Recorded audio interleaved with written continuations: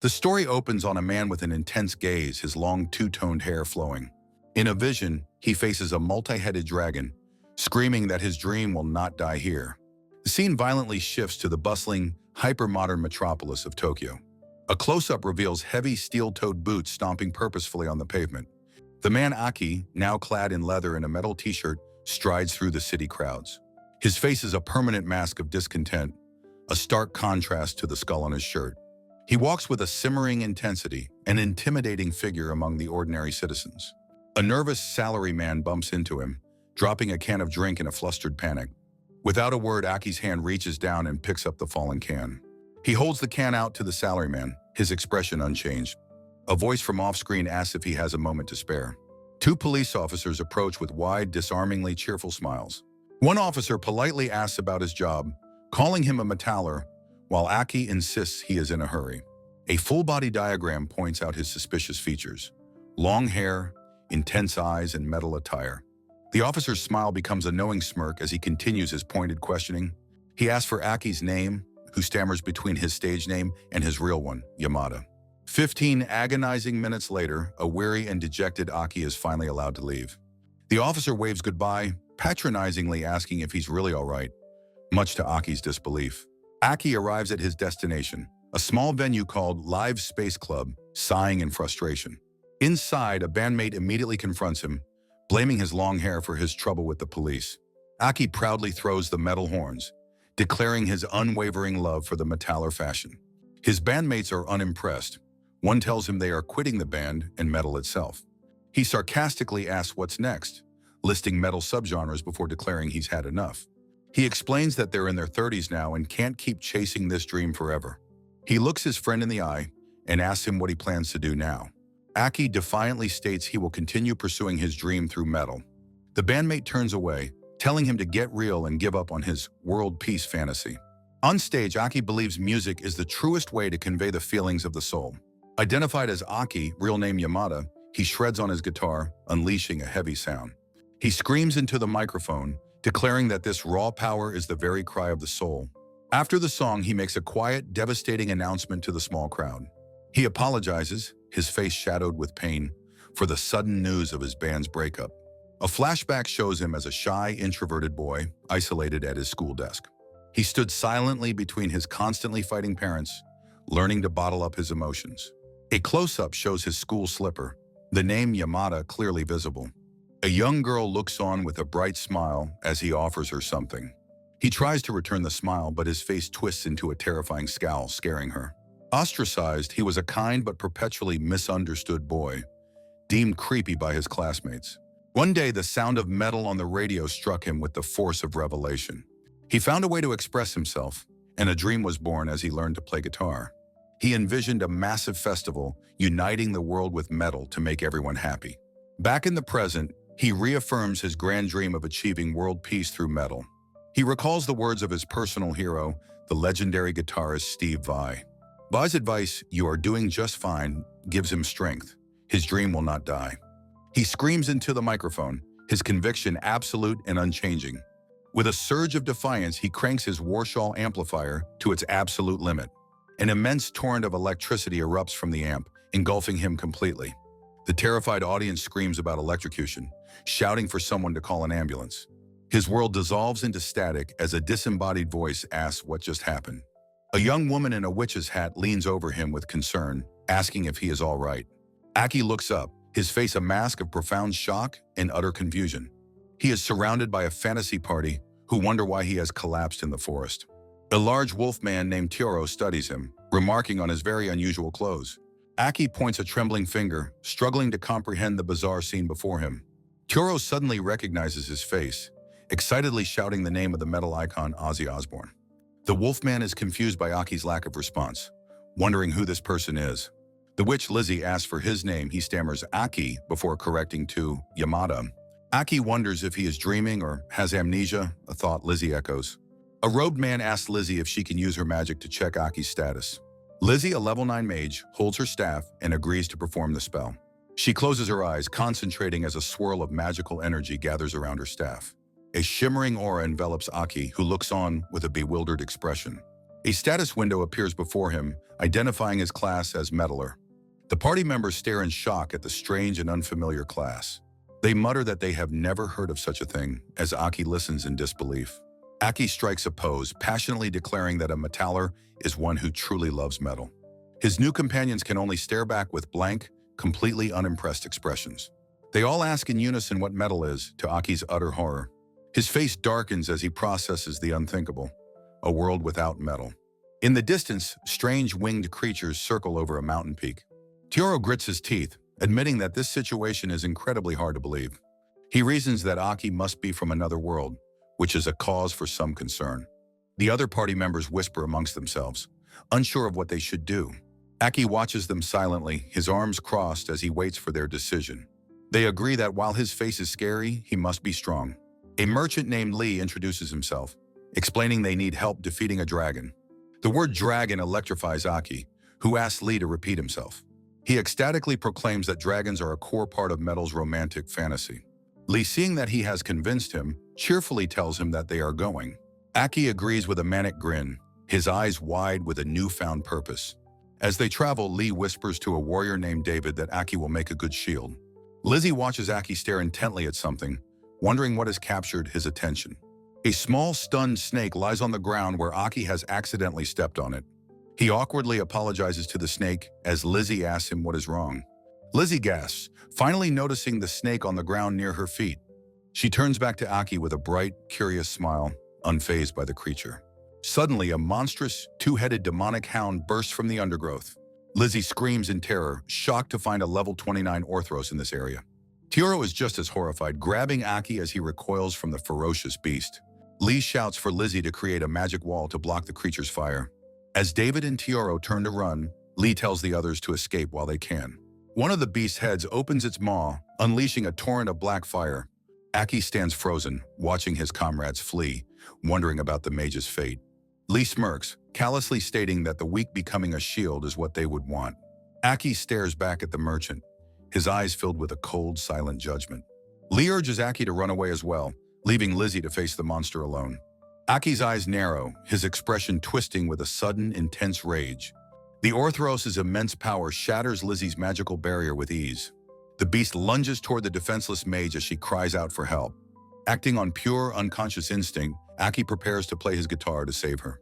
With instinct taking over, Aki prepared to let his guitar roar. A massive torrent of lightning erupted, completely vaporizing the two-headed beast. He had unleashed his ultimate technique, the devastating god of thunder. Tioro, Lee, and David could only stare, completely and utterly dumbfounded. Lizzie asked what just happened, noting there was no amplifier for the sound. Lee excitedly declared it must be magic, amazed by the one-hit kill. He urgently ordered a stunned Lizzie to check Aki's status once more. Aki sighed in annoyance, thinking he had to go through this again. Tioro stared in disbelief, admitting he had never seen anything like it. The party was in shock, unable to believe such a thing was real. Lizzie's hand flew to her mouth, her eyes wide with astonishment. His status was revealed. Aki, the metaller, was an impossible level 999. Lee was now ecstatic, praising Aki's wonderful level 999 power. As Lee suggested they move on, Aki's cold voice told him to wait. He furiously demanded to know why Lee had abandoned Lizzie to die. Lee calmly explained that sacrificing the weak was a logical choice for survival. Aki's face contorted into a mask of pure, unadulterated silent rage. Lee and David physically recoiled, terrified by his intense, killing glare. David tried to blame Lizzie, but she quickly stepped between them. She insisted it was her fault, blaming her own low level for everything. Aki looked at her intently, asking if she was being serious. Lizzie hesitated, flustered and unable to meet his piercing gaze. Tioro explained that sometimes the strong must abandon the weak to survive. Aki remained silent, his expression unreadable as he contemplated their words. Lee smoothly asked for forgiveness, and Lizzie reluctantly agreed. He cheerfully tried to rally the group, urging them to get moving. Aki turned his head, quietly getting Lizzie's attention for a private word. With her head bowed, Lizzie thanked him for saving her life earlier. She apologized again with a sad smile, feeling she only held them back. Aki asked if she, being a mage, was unable to use magic. She explained that she must study and practice just to use basic spells. His expression softened with understanding. He told her she had worked hard.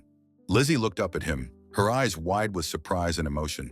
She confessed she felt left behind while others used incredible magic so easily. Aki watched her with quiet empathy, understanding her feelings of inadequacy.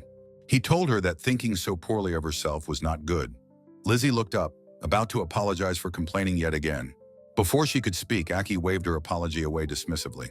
She asked him if he never felt anxious or afraid. Aki paused, admitting that he did feel anxiety, but right now, his inner metalhead just wanted to see a dragon, following his soul's desire. Lizzie thought it must be nice for him to use such amazing magic. She admitted that she often freezes up, paralyzed by her own fear. Aki explained that discovering metal was what allowed him to become himself. He then asked her a profound question. Isn't your magic your metal? Lizzie was confused by the term, but Tioro suddenly shushed them. Tioro warned them to be quiet, as Aki called him by the wrong name. A sliver of a panel shows the approaching danger.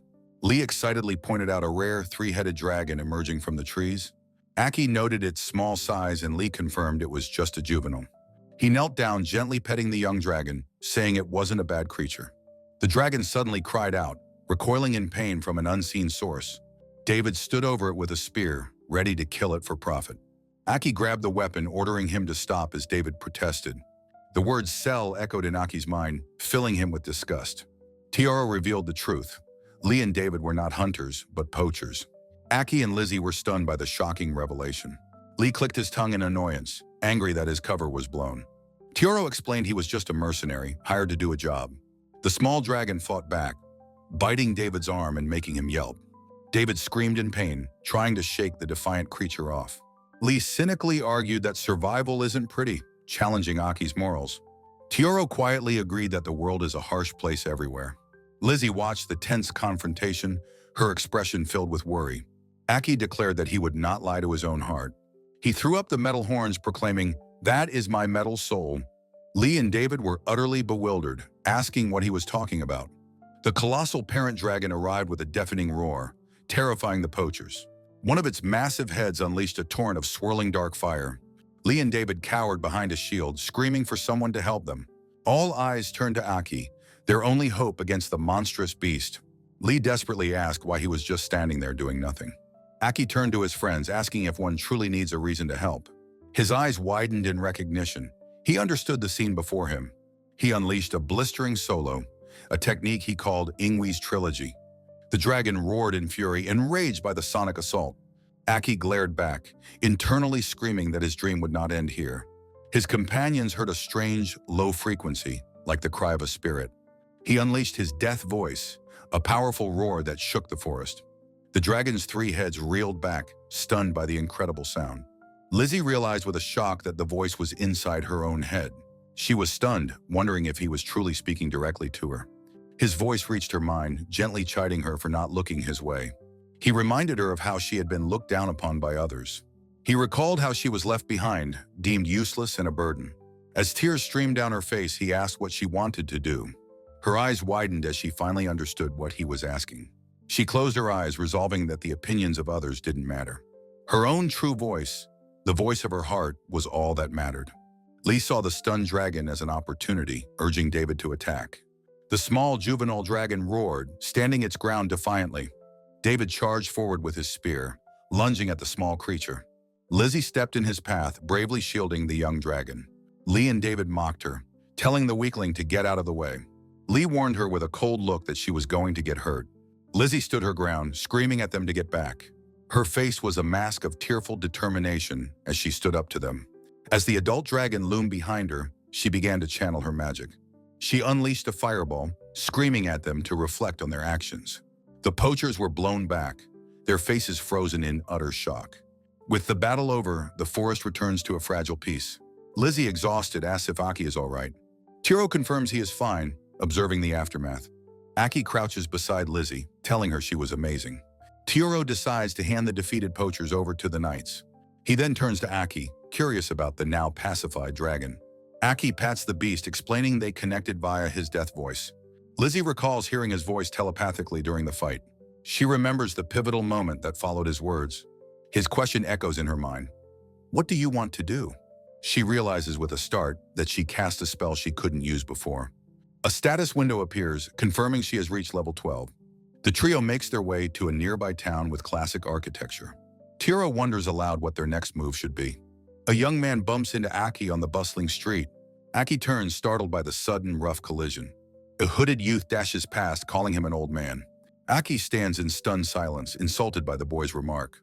An elderly couple rushes over, asking if anything was stolen. Aki, still dazed, replies that he doesn't think so. He suddenly realizes the familiar weight on his back is gone. "My guitar!" he screams, watching the thief sprint away. The third chapter begins with his desperate cry for his stolen instrument. "You little brat!" he yells down the cobblestone street. Tioro asks what's wrong, as Aki turns pale with shock. Both Tioro and Lizzie are stunned that his weapon was stolen. Aki corrects them. It's not a weapon, it's a guitar. He passionately describes its aggressive shape, a true pioneer of design. "Gibson, Flying V!" he bellows, leaving his friends confused. Tioro and Lizzie can only stare, completely baffled by his sermon.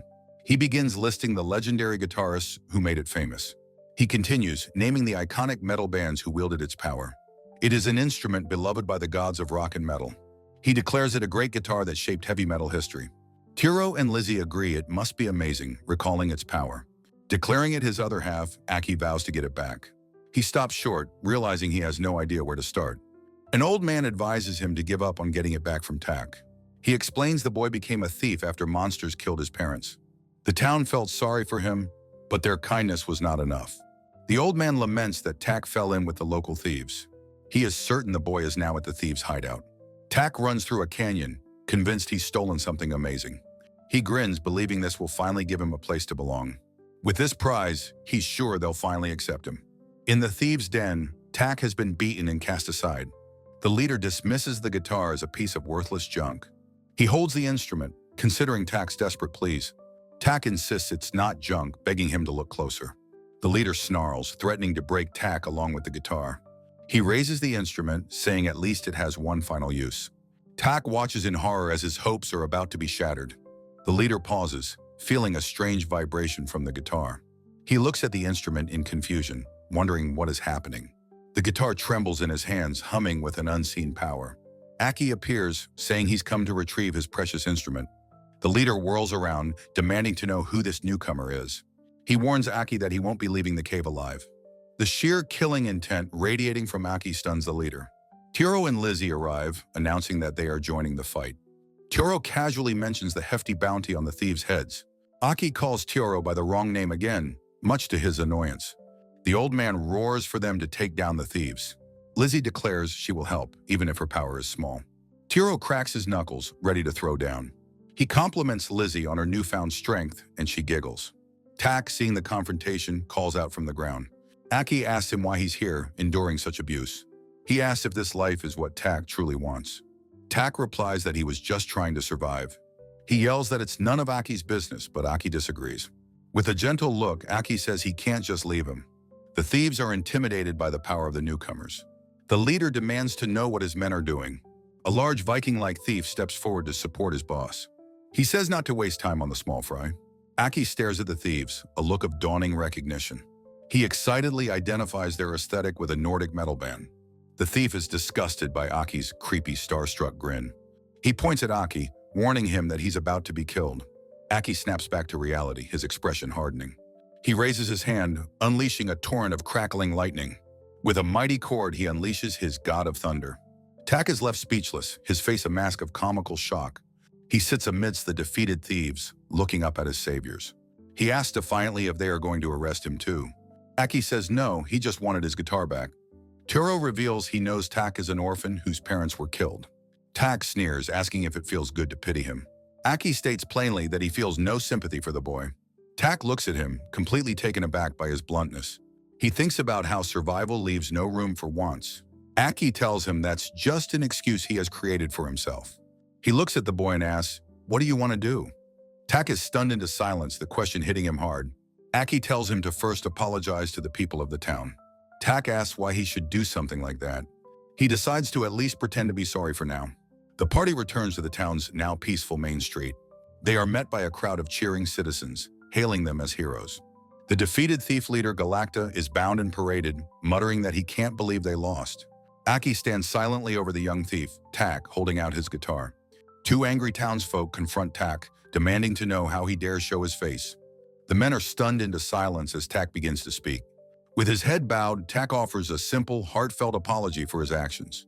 The men's anger melts away, and they tell him it's all right as long as he understands. Watching the warm reunion, Aki quietly observes that they are good people. In the tavern, Tak's grandfather explains the troubles started when the demon lord appeared. Aki, his arms crossed, ponders the sudden appearance of this demon lord. The old man says the demon lord makes monsters violent, and the town's security has worsened. Tioro grimly adds that the demon lord's forces are currently growing even stronger. The grandfather sadly notes that orphans like Tak have increased in recent years. Lizzie asks where this demon lord resides, learning that he lives in a castle. Aki considers how the demon lord's influence corrupts even peaceful creatures. He believes that even the demon lord can be understood through the soul's cry and music. Aki realizes what the demon lord must be lacking. He concludes that the one thing the demon lord is missing is, of course, metal. With newfound resolve, Aki decides to hold a festival, one that will involve the demon lord. He envisions a massive concert for world peace, with everyone gathered together in harmony. Tioro, exasperated, mutters that Aki is once again saying something completely incomprehensible. Lizzie notices Aki's guitar is gone and asks him where his Gita is. Tioro wonders if the instrument was stolen again without Aki even noticing. Outside, Tak holds the familiar V-shaped guitar out to its owner. He proudly tells a stunned Aki that he has retrieved the instrument for him. Overwhelmed, Tak thanks his big brother Aki, who is amazed by the gesture. Tak admits he was weaker than the thieves but is determined to become much stronger. He thinks the skull on Aki's shirt is cool and excitedly asks to join them on their journey. With tears in his eyes, he explains that he needs a place to belong. Aki smiles gently, telling him it's a fine goal if it is what he truly wants to do. Tak is visibly moved by Aki's simple words of acceptance. Tioro and Lizzie watch on, with Tioro remarking on Aki's surprising kind-heartedness. With Thief Tak officially joining their party, they declare their journey will continue. Aki is confident he can make the demon lord understand through metal, but Tioro remains skeptical. Tioro reminds Aki that he has a world to return to and should consider it. He asks if Aki's dream of world peace through metal wasn't for his own sake. Aki recalls the cynical words of his old bandmate, telling him to face reality. He states that he now has things he wants to accomplish in this world. He will think about returning home only after he has completed his new mission. Tioro is taken aback by the sudden intensity in Aki's eyes. He accepts Aki's decision with a simple, "I see." Tioro then asks Aki to hire him, even offering to be paid later. Aki casually calls him Taru-san, and Tioro exasperatedly corrects him. Tioro insists he'll work for free. It was just the look in Aki's eyes that convinced him. The memory of that look seems to stir something deep within the beastman. Tioro suggests they head to the Adventurers Guild for information, quests, and new allies. A cheerful voice from within welcomes them to the Adventurers Guild. A bubbly elf receptionist asks how she can help, and Tioro inquires about information. The receptionist assesses their party, a level 12 mage and a level 21 mercenary. She apologetically informs them that she can't offer any information at their current level. As they are about to leave, she pauses, noticing the unregistered member of their party. Tioro explains that Aki is a meddler, and more importantly, he is level 999. The entire guild hall erupts in shock and disbelief at the impossible number. Two adventurers laugh, saying not even heroes reach level 999, especially someone so weak-looking. Lizzie puffs her cheeks in anger, telling them not to make fun of him. Tak, however, just thinks that having a level of 999 is unbelievably cool. The flustered receptionist nervously considers their new, high-level status. She realizes that with his power, they can clear the region's most difficult quests. She lists off epic tasks, and Tioro asks if Aki can read the unfamiliar script. Aki is surprised he can, spotting a quest about desert undead. Lizzie cheerfully clarifies that undead are monsters like zombies, causing Aki to react in horror. He has a vision of Eddie, the iconic mascot of the legendary metal band Iron Maiden. The receptionist notes the quest has many conditions, including the need for a thief. Tak proudly boasts that as a thief, he possesses a skill to see through traps. Aki decisively points to the quest, ignoring the receptionist's warning about the high difficulty. He insists they have a thief, but she still nervously advises against it. Aki falls silent, his dark expression showing his unwavering determination. His internal monologue is a frantic, desperate scream. He wants to meet Eddie. A hot wind blows across the endless dunes of a vast, empty desert. Tak trudges wearily through the sand, complaining that it's just desert as far as he can see. He asks if Aki is hot in his jacket, and Aki admits he's suffering from heat stroke. Aki strikes a defiant pose, declaring he has conquered the heat with a new skill. After a long journey, they finally come across ancient ruins in the desolate landscape. Tioro notes they are getting close to the pyramid, but Tak feels a sense of dread. A sudden violent sound erupts from the sand beneath them. A massive basilisk, a level 36 poison-type monster, bursts from the ground. Lizzie screams a warning as the king of venomous snakes prepares to unleash its toxic breath. The beast exhales a cloud of deadly poison directly at an unflinching Aki. Aki is completely unharmed as his abnormal status resistance skill activates, nullifying the venom. He looks at the monstrous serpent with a thoughtful, almost analytical expression. He internally compares the basilisk to the Nordic power metal band Stradivarius. Aki is momentarily lost in his own world of obscure musical references. Tioro furiously snaps him out of it, screaming at him to defeat the monster before they all die. Aki complies, unleashing his devastating God of Thunder, lightning attack. Tioro explains that the basilisk was the source of the desertification in the area. With the monster gone, a new sight appears before them on the horizon. The party looks on as the dust settles from their battle, revealing their destination. A massive pyramid stands before them, flanked by enormous, familiar-looking statues. Aki recognizes the iconic imagery from Iron Maiden's legendary Power Slave album. He trembles with excitement, completely starstruck by the sight before him. His face twists into a manic grin as he clenches his fist, declaring that Eddie is here. Inside the pyramid's entrance, Tak shouts a warning to watch his step. He points out a trap on the floor, but an oblivious Aki is already stepping on it. Tak scolds him for being so careless and not paying attention. Aki lands safely below, asking if Tak was impressed, much to the boy's relief. Tak notices something strange about the wall in the chamber. He wonders aloud if it could be a hidden room. Tioro is startled by a sudden, shambling sound from the darkness ahead. A bandaged foot takes a slow, deliberate step out of the shadows. A mummy identified as a level 14 Mira lurches towards them. Tioro snarls, identifying the creature as it emerges from the darkness. Lizzie cries out in terror at the sight of the approaching mummy horde. Tioro grabs Aki, declaring they can't fight so many and must run. The party sprints down a stone corridor, fleeing from the shambling undead. Aki glances back, his expression one of pure disappointment. He screams at the mummies, demanding to know where his idol, Eddie, is. After a frantic chase, Tioro declares that they've managed to escape. Tak looks around in confusion, asking where Lizzie has gone. Tioro realizes she was separated and resolves to go find her. Tak warns Aki not to touch the walls, but he has already pressed a button. Aki stands with a blank expression as the trap is activated. A massive rolling boulder thunders down the hallway towards them. Tak realizes with horror that they have run into a dead end. He lets out a scream of pure terror as the boulder closes in. He desperately begs Aki to do something to save them from being crushed. Aki hears the voice of his hero, telling him he is fine and to keep going. He grips his guitar tightly, whispering his hero's name, Mr. Havai. A fire of determination ignites in his eyes as he resolves to press on. With a mighty roar, he remembers his all-metal guitar is indestructible. The instrument was forged to withstand any and all destruction. He swings his guitar, smashing it into the stone wall with incredible force. Tak is stunned that Aki split the rock, realizing it's his level 999 power. The floor beneath him cracks and shatters from the immense impact. Tak falls through the collapsing floor, utterly bewildered by the chaos. The entire party plummets through the shattered floor into the darkness below. Lizzie slowly begins to regain consciousness after the fall. Her eyes flutter open as she takes in her strange new surroundings. She finds herself in a grand throne room, facing a queen and her guards. The queen identifies her as a mage and beckons for her to come closer. The queen gets unnervingly close, demanding to know the young mage's name. She thoughtfully repeats Lizzie's name, her eyes studying the girl. The queen's face lights up as she declares Lizzie is cute and she likes her. She tells Lizzie that she will keep her by her side forever as thanks. Lizzie stammers, horrified at the thought of being kept here forever. The queen grins menacingly, saying she will make Lizzie her beloved Mira. Lizzie is terrified by the word Myra, just as her friends burst in. Tioro shouts a warning that men who become Myra are horribly disfigured. The party stands surrounded by the mummy horde in the vast throne room. Tak screams in terror as the undead minions close in on them. He begs Aki to use his power, but Aki says it's no good. Tioro reminds him that Lizzie is a hostage, so they must be careful. Lizzie watches from her captor's grasp, wondering how they will get out. Aki, with a determined look, raises his guitar, a new plan forming. The mummies instantly stop, their shambling frozen by the music.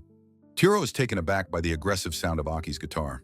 Tak feels a sudden, irresistible urge to start running to the beat, Aki lets out a powerful shout as he plays a driving metal riff. The mummies begin to sway in unison, their bodies moving to the rhythm. Their feet begin to stomp in time with the heavy, powerful music. The entire undead army begins to run in a massive circle mosh pit. The queen is baffled, wondering why the sound is making her so excited. She realizes this music is somehow breaking the curse of the dead. She furiously points at Aki, demanding to know what he has done. Aki, looking weary, prepares to give his one and only explanation. He throws up the horns gesture and declares that this is metal. The queen is confused, muttering the strange word to herself. Tioro steps forward to negotiate, telling her to return Lizzie. The queen scoffs, saying they have no right to make demands of her. Aki explains he is here for a quest and to find someone named Eddie. The queen holds Lizzie tighter, saying she has no intention of returning her. She declares she will not forgive them for desecrating the royal tomb. She points an accusing finger, her patience finally at its end. Tak, seeing a pile of treasure, gets a mischievous idea. He kicks over a pot of gold coins, creating a loud clatter. He cheekily claims he has just found a hidden room. The queen steps down from her throne, her rage palpable. She announces that, as the master of the pyramid, her word is law. Tak stares in horror as Aki identifies her true name, Queen Amit. She transforms, roaring that she will send them all to the underworld. Tioro is frozen by her immense pressure, realizing the power gap is too great. He grits his teeth, convinced they are all about to be killed. Lizzie trembles in fear, her hands clasped tightly together. Amit's massive crocodile jaws snap shut around Aki with crushing force. Aki strains, blocking the powerful attack with the neck of his guitar. He grits his teeth, struggling against the monster's overwhelming strength. Lizzie is still held captive by the Anubis guards as the battle rages. Amit presses her attack, her reptilian eyes glaring with killing intent. Tioro and Tak scream Aki's name, a cry of both terror and support. The force of the blow sends Aki flying across the throne room. He lands in a heap of rubble, silent and seemingly defeated. He slowly rises to his feet, facing the monstrous queen once more. He calmly brushes himself off, his HP barely scratched by the attack. Amit is shocked, unable to believe he is almost completely unharmed. She decides to use a different, more powerful technique. She unleashes her special skill, a curse known as the Angel of Death. She explains her curse will kill him, but Aki feels nothing at all. She declares in 5 minutes he will rise as her loyal Mira servant. Aki is horrified, a cold sweat breaking out at the thought of becoming a mummy.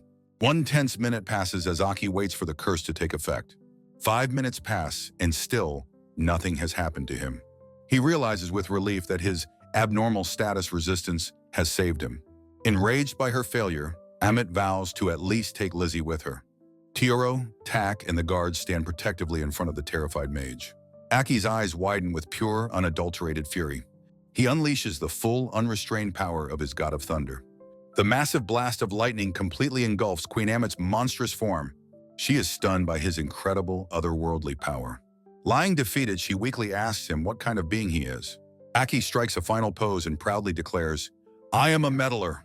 Lizzie, Tak, and Tioro erupt in cheers, celebrating their friend's victory. Tioro smiles, confident that they can now get information on the Demon Lord. Queen Amit asks if they are going to defeat the Demon Lord, trailing off uncertainly. Aki calmly states he will not defeat him, leaving Amit completely baffled by his response. He reveals his true mission, to spread the teachings of metal throughout this new world. He will hold a festival at the Demon Lord's castle, a grand celebration of bands. Through music, he will unite everyone and bring peace to the world with metal's power. Tioro sighs, thinking his friend is once again speaking utter nonsense with such passion. Yet, he admits it's been a while since he has felt this thrilled by danger. Tak cheers for his awesome big brother, while Lizzie feels a comforting, warm presence. She reflects on how they never looked down on her, always treating her as an equal. A memory flashes of Aki's power erupting, a reminder that he always saved her. She recalls the different times he got angry, all for her sake, protecting her fiercely. A ghostly image of Aki's gentle smile appears, causing a faint blush to warm her cheeks. She shakes her head furiously, trying to dispel the strange, fluttering feeling in her heart. Clenching her fists, she believes that with them, there might be something she can do. Amit looks up, annoyed by a familiar, strange princess and her companion, Aki. She recognizes the newcomer as a transferred one, another person from a different world. A flamboyant man in glam rock attire steps forward, a subordinate of the Demon Lord. Amit clicks her tongue, remarking on how persistent her master is, questioning the newcomer. The man smiles, explaining that this is the Demon Lord's wish, a special invitation. Aki's head snaps up, his expression hardening at the mention of the Demon Lord. He formally asks Amit to become a subordinate of the Demon Lord, but she refuses. She roars that no matter how many times he asks, she will serve no one.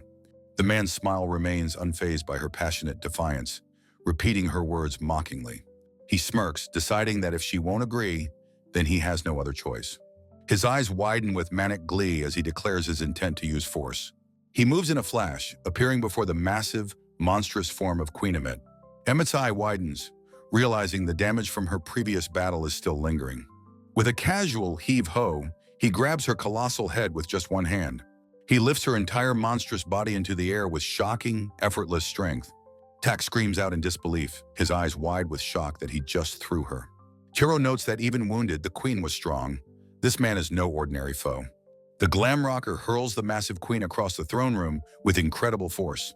Her body slams into the far wall with a deafening, earth-shaking crash. She lies in a heap amidst the rubble, defeated in a single humiliating blow. The man stands over her, sighing with disappointment at her pathetic display of weakness. Tioro can only stammer, trying to process what just happened in a flash. Aki stares, his face pale and sweating, completely shocked by the sudden turn of events. Lizzie covers her mouth, whispering in terror that it all happened in an instant. He states that the Demon Lord would surely be disappointed by such a weakling. He coldly declares that the Demon Lord has no need for a subordinate like her. Amit glares up from the floor, weakened and unable to defend herself from him. Lizzie and Tak can only watch, their faces masks of fear and helplessness. With a cruel smile, the man leans down and whispers for her to disappear. Amit grits her teeth, bracing for the final, inescapable blow to come. A flicker of light and a blur of motion interrupt his final attack. Aki steps between them, his guitar held defensively, blocking the path to the queen. His expression is grim and determined as he issues a single firm command, "Stop!" The Glam rocker looks up, his eyes wide with surprise, stammering, "You are—" He realizes the Demon Lord summoned another, that he is not the only one. He notices Aki's distinct clothing, and most importantly, his flying V guitar. He recognizes the familiar style of clothing, confirming his suspicions about Aki's origins. He names the instrument, a flying V, confirming he knows what it is. Aki is stunned, a jolt of energy radiating from him as he asks, "You know guitars?" He excitedly asks if Aki is a transferred one, just like he is. He gets in Aki's face, shouting that he too is from another world. He summons his bass guitar as a torrent of black flames erupts around his body. The flames rage, a massive inferno of dark energy controlled by the Glam rocker. Aki watches in disbelief, shocked to see flames erupting from a guitar. The rocker is wreathed in flame, a master of his destructive power. His eyes flash with a wild, manic energy as he prepares to speak. He grins, asking Aki what he thinks of the taste of his flames. Amit watches the incredible display, acknowledging the terrifying power of his flames. Aki stands firm against the inferno, still processing the rocker's challenge. Tioro grits his teeth, sweating profusely at the sheer power of the fiery display. Lizzie and Tak look on, their faces pale with fear and awe. The rocker points, correctly identifying Aki's class. "You're a meddler, aren't you?" Aki is shocked, lines of disbelief radiating from him as he hears the familiar term. He points back, stating that while he may be a meddler, don't lump them together. The man gives a confident thumbs up, declaring his love for rock and roll. He is a rocker. He stands amidst the flames, beginning his tirade against the very concept of metal. He screams that metal is about torture and drinking blood, a prejudiced, grotesque caricature. He declares that flashy, sleazy rock is justice, and he'll never acknowledge noisy metal. He shouts for Aki to eat the soul of his hot rock as flames surge forward. Lizzie screams out a warning, her hands clasped in fear as the flames approach Aki. The two instruments, guitar and bass, are at the center of the elemental clash. The rocker grins wildly as the sound of their battle echoes through the hall. The entire throne room is filled with the clashing energies of fire and lightning. Aki stands firm, his guitar unleashing a torrent of crackling electrical energy. The two forces meet in a blinding flash of pure, destructive power. Aki's lightning pushes back against the rocker's inferno in a spectacular duel. Tioro sweats, wondering if they are both monsters to wield such incredible power. Tak looks on, terrified, wondering how a mere subordinate can be this powerful. Amit admits that their power is off the charts. She's never seen such an attack. He realizes with dawning horror that the Demon Lord must be even stronger. Lizzie observes that despite the incredible attack, Aki seems to be almost unharmed. A status screen confirms it. Aki has taken damage, but his health is still immense. Tioro realizes that since they are both transferred, their power levels must be similar. She worries, her hands clasped, about what would happen if Aki were to lose. Her hands tighten into fists, her fear turning into a desperate silent prayer. She knows that at their level, she and the others can't possibly help in the fight.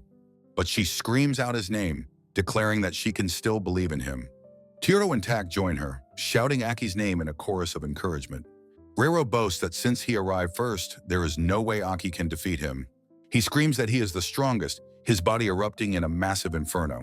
He unleashes his ultimate attack, summoning a colossal phoenix of black flame called Firebird. Aki meets the attack with his own signature move, roaring the name God of Thunder. The fiery phoenix and the divine lightning collide in a massive, blinding explosion. The two elemental powers struggle for dominance in a spectacular, silent clash. The collision reaches its peak, engulfing the entire throne room in pure energy. Rero is caught in the backlash, his own attack overwhelmed by Aki's God of Thunder. Defeated, Rero lies on the ground, wailing that his instrument wasn't a real Kiss guitar. He begins to push himself up from the floor, a sound of surprise escaping him. Aki looks on with pity, muttering that the bass guitar was merely a decoration. Now sitting up, Rero smirks, realizing his powerful flames were completely ineffective. Aki thoughtfully considers his opponent's appearance and guitar, his heat resistance skill active. Rero's mood brightens, and he eagerly asks Aki if he likes Mötley Crüe. His face lights up with fanatical joy as he proclaims Mötley Crüe is his god. Aki corrects him, stating that according to Wikipedia, Mötley Crüe is a metal band. Rero's face contorts in comical disbelief at this outrageous categorical claim. Aki, tired of the debate, tells him to shut up because he likes them regardless. Rero gets to his feet, a new idea forming as Aki silently watches him. With a sly grin, he asks Aki if he knows of the great guitarist Robert Johnson. The rest of the party grumbles that he's just trying to change the subject. Rero begins a tale of a man who sold his soul to the devil at a crossroads. A vision of the legendary bluesman appears, who gained incredible talent for this price. Rero confesses that he, too, made a contract with this world's demon lord. He declares that in exchange, he acquired immense power and incredible guitar technique. Aki swallows hard, a bead of sweat on his temple as he takes this in. Rero gestures grandly, telling Aki to behold the true extent of his power. His status is dramatically revealed. Demon Lord Executive, Rocker, level 666. Aki gasps in horror, recognizing 666 as the legendary number of the beast. His horror quickly turns to anguish as he screams that he's incredibly jealous. Tioro points out Aki as level 999, which makes Rero freeze in shock. Aki hangs his head, still muttering about how cool the number 666 is. Rero opens a swirling portal, declaring he will let them off the hook for today. As he vanishes, he shouts a final taunt, "Death to all false metal." Aki stands alone, questioning his rival's parting words about false metal. He yells in frustration that the slogan is from Manowar, another metal band. He is left staring at the swirling, dark vortex that his rival has created. Tak and Tioro wonder if this portal leads directly to the Demon Lord's castle. Aki realizes with a jolt that there are other people from his world here. He wonders if the Demon Lord knows the way back to their original world. He dismisses the thought for now, his gaze hardening with a new resolve. He plants his heavy boot firmly on the stone floor, his decision made. Aki declares that he has something he must accomplish in this world first. He turns to his companions, asking if they are truly prepared to go with him. Tioro agrees without hesitation, deciding to follow Aki on his quest. Aki smiles faintly, affectionately calling Tioro by the wrong name, Taru-san. Tioro grins, telling Aki that he is now his master and subordinate. He then gets annoyed, telling Aki to finally learn that his name is Tioro. Lizzie stands nervously, clutching her staff, wanting to join them on their journey. She clenches her fist, blurting out that she will go with them too. With a determined look, she says she wants to accompany them on their journey. Aki acknowledges her resolve with a simple nod and a slight, confident smile. Tak stares at the portal, realizing the Demon Lord awaits them on the other side. His face is a mask of pure terror, sweat beading on his forehead. Aki looks at the trembling boy, his own expression calm and unreadable. He tells Tak he doesn't have to come, but the boy shouts back defiantly. Tak declares he's going, confident it will be fine as long as Aki is there. He quietly mutters a backup plan to run away if things get too dangerous. The party stands united, believing they will be fine no matter what awaits them. A close-up shows Lizzie's determined eyes, her faith in Aki unwavering. Tioro's single eye is equally resolute, his decision to follow now absolute. Tak's eyes are wide with fear, but also a newfound determination. The four of them stand together, ready to face whatever comes next. They emerge inside a grand hall, marking the start of the 7th chapter. A disembodied voice remarks on the large number of lookouts in the enemy's stronghold. Tioro peeks around a corner, confirming the entire area is swarming with guards. Lizzie looks nervous, feeling the ominous atmosphere and fearing they're in trouble. A skeleton guard asks a hulking orc where the demon lord is. The skeleton repeats the question, confirming they are looking for the demon lord. Aki stares them down, intensely asking what they mean by demon lord Sama. The orc mistakes him for a new recruit, but Aki says he's a meddler. A goblin sniffs the air, stating he's never heard of that race before. The goblin realizes Aki is human and screams that he is an intruder. Tioro angrily asks Aki what he's doing, as more guards are now coming. A horde of skeletons and goblins swarms them, demanding to know how they entered. Tioro tells Aki to conserve his strength while he handles the small fry. He rallies Lizzie and Tak, preparing to charge into the monster horde. With a powerful grunt, Tioro smashes his fist into an enemy's face. He roars in fury as he is surrounded by skeletons and goblins. Lizzie cries out a warning as she unleashes a powerful blast of dark magic.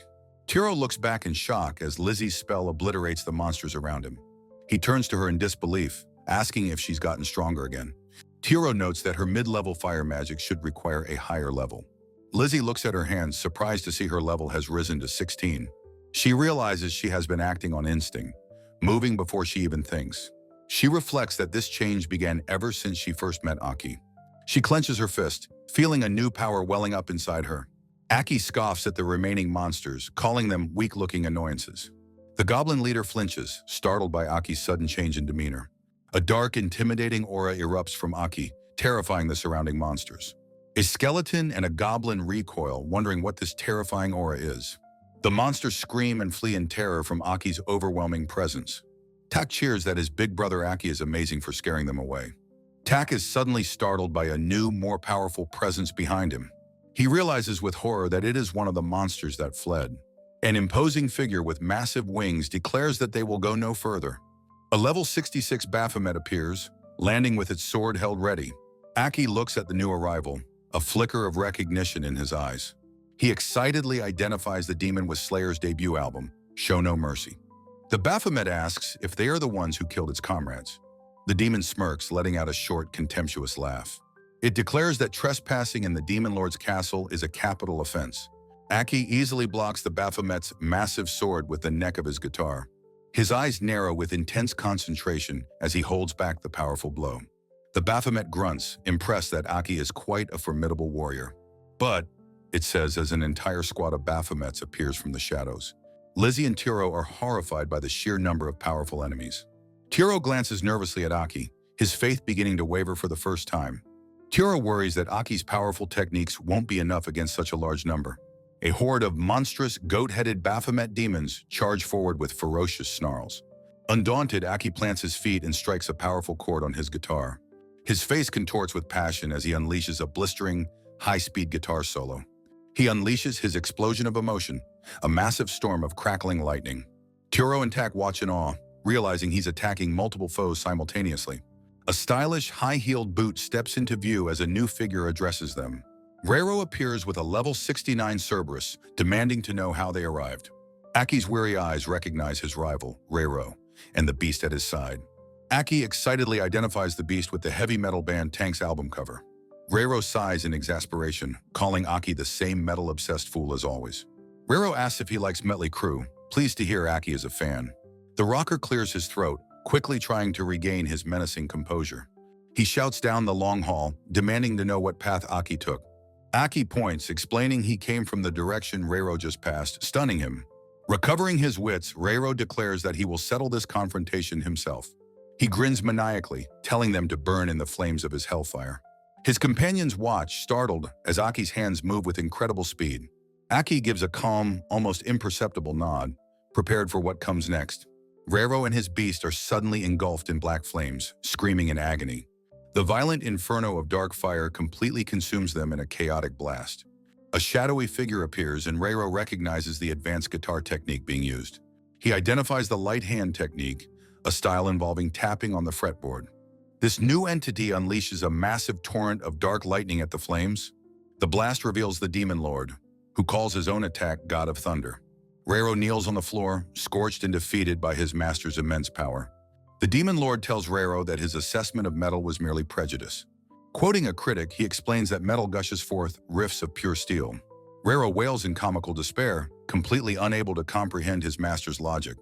The Demon Lord turns, acknowledging that Aki seems to be pretty good. He asks what Aki plans to do with all his power and technique. Reiro looks on from the floor, still processing his ideological defeat. Aki plays a Mötley Crüe riff, explaining it's about shouting back at temptation. The Demon Lord asks if he's sure he wants to say that, then roars for silence. Intrigued, the Demon Lord asks Aki what it is he wants to do. With a sparkle in his eye, Aki declares that his goal is a festival. The Demon Lord is taken aback, a curious smile spreading across his face. His companions realize with dawning horror that Aki was completely serious about his plan. Lizzie's face is a mask of pure shock, her eyes wide with disbelief. Tioro breaks into a nervous sweat, stunned by his friend's absurd declaration. Tak is completely flabbergasted, staring in disbelief at his big brother. The Demon Lord appears behind his subordinate, who cries out his master's name. Aki feels the immense oppressive power emanating from the Demon Lord's voice alone. The Demon Lord states their power is a nuisance he has no time for. He declares that he is busy and tells them to go somewhere else for now. He promises that he will listen to what Aki has to say later on. Tioro screams Aki's name as a powerful magic begins to whisk him away. Tak shouts for his big brother, telling him there's no time for questions. Lizzie reaches out a desperate hand, crying out Aki's name as he vanishes. Aki reaches back, his face a mask of shock as he is torn away. Their hands fail to connect, separating them as the magic takes hold. In a blur of motion and light, Aki disappears from the throne room. An eerie silence falls over the grand hall, leaving Reiro kneeling alone. Reiro begs his master to let him handle it, telling him to be quiet. The Demon Lord says he can't be trusted, that their arrival was Reiro's fault. With a resolute look, the Demon Lord declares he only trusts in himself. Reiro can only bow his head in silent, defeated acknowledgement of his master's words. Aki's eyes snap open with a start, finding himself in a new place. A group of muscular warriors immediately surrounds him, their leader shouting in surprise. The warriors point and shout, startled by his sudden and unexpected appearance. He stands in a massive coliseum, wondering where he is as dragons fly overhead. The strange, heroic-looking architecture leaves him completely baffled and confused. The warriors note that their country has strong fighters, guards, and high walls. A warrior demands to know how he entered, and Aki explains the Demon Lord sent him. The warriors recoil in shock at the mention of the Demon Lord's name. They accuse him of being a minion, but Aki tries to calm them down. A blonde warrior tells his comrade that judging by looks alone is too hasty. A muscular man with a thick mustache approaches, and Aki recognizes his face. He inwardly screams the name of the legendary hard rock drummer, Carmine Apis. The warrior Carmine is shocked that this stranger somehow knows his name. Carmine formally asks for his name, and the meddler introduces himself as Aki. Carmine declares that by law, intruders must be captured for interrogation by the king. Aki agrees, coolly stating that he will answer their questions later. Carmine clarifies that he is only taking the intruder, questioning if it's just Aki. Aki realizes his companions must have been teleported to different locations. Tioro is certain that the others will be all right on their own for now. He is led into a grand hall of ornate, Greco-Roman style architecture. Two muscular warriors greet each other with a powerful, crushing handshake. A line of shirtless, muscular men raise their fists to the sky in unison. Aki recognizes the pose as Manowar's sign of the hammer, a salute to metal. A voice from the shadows shouts in alarm, questioning the presence of an outsider.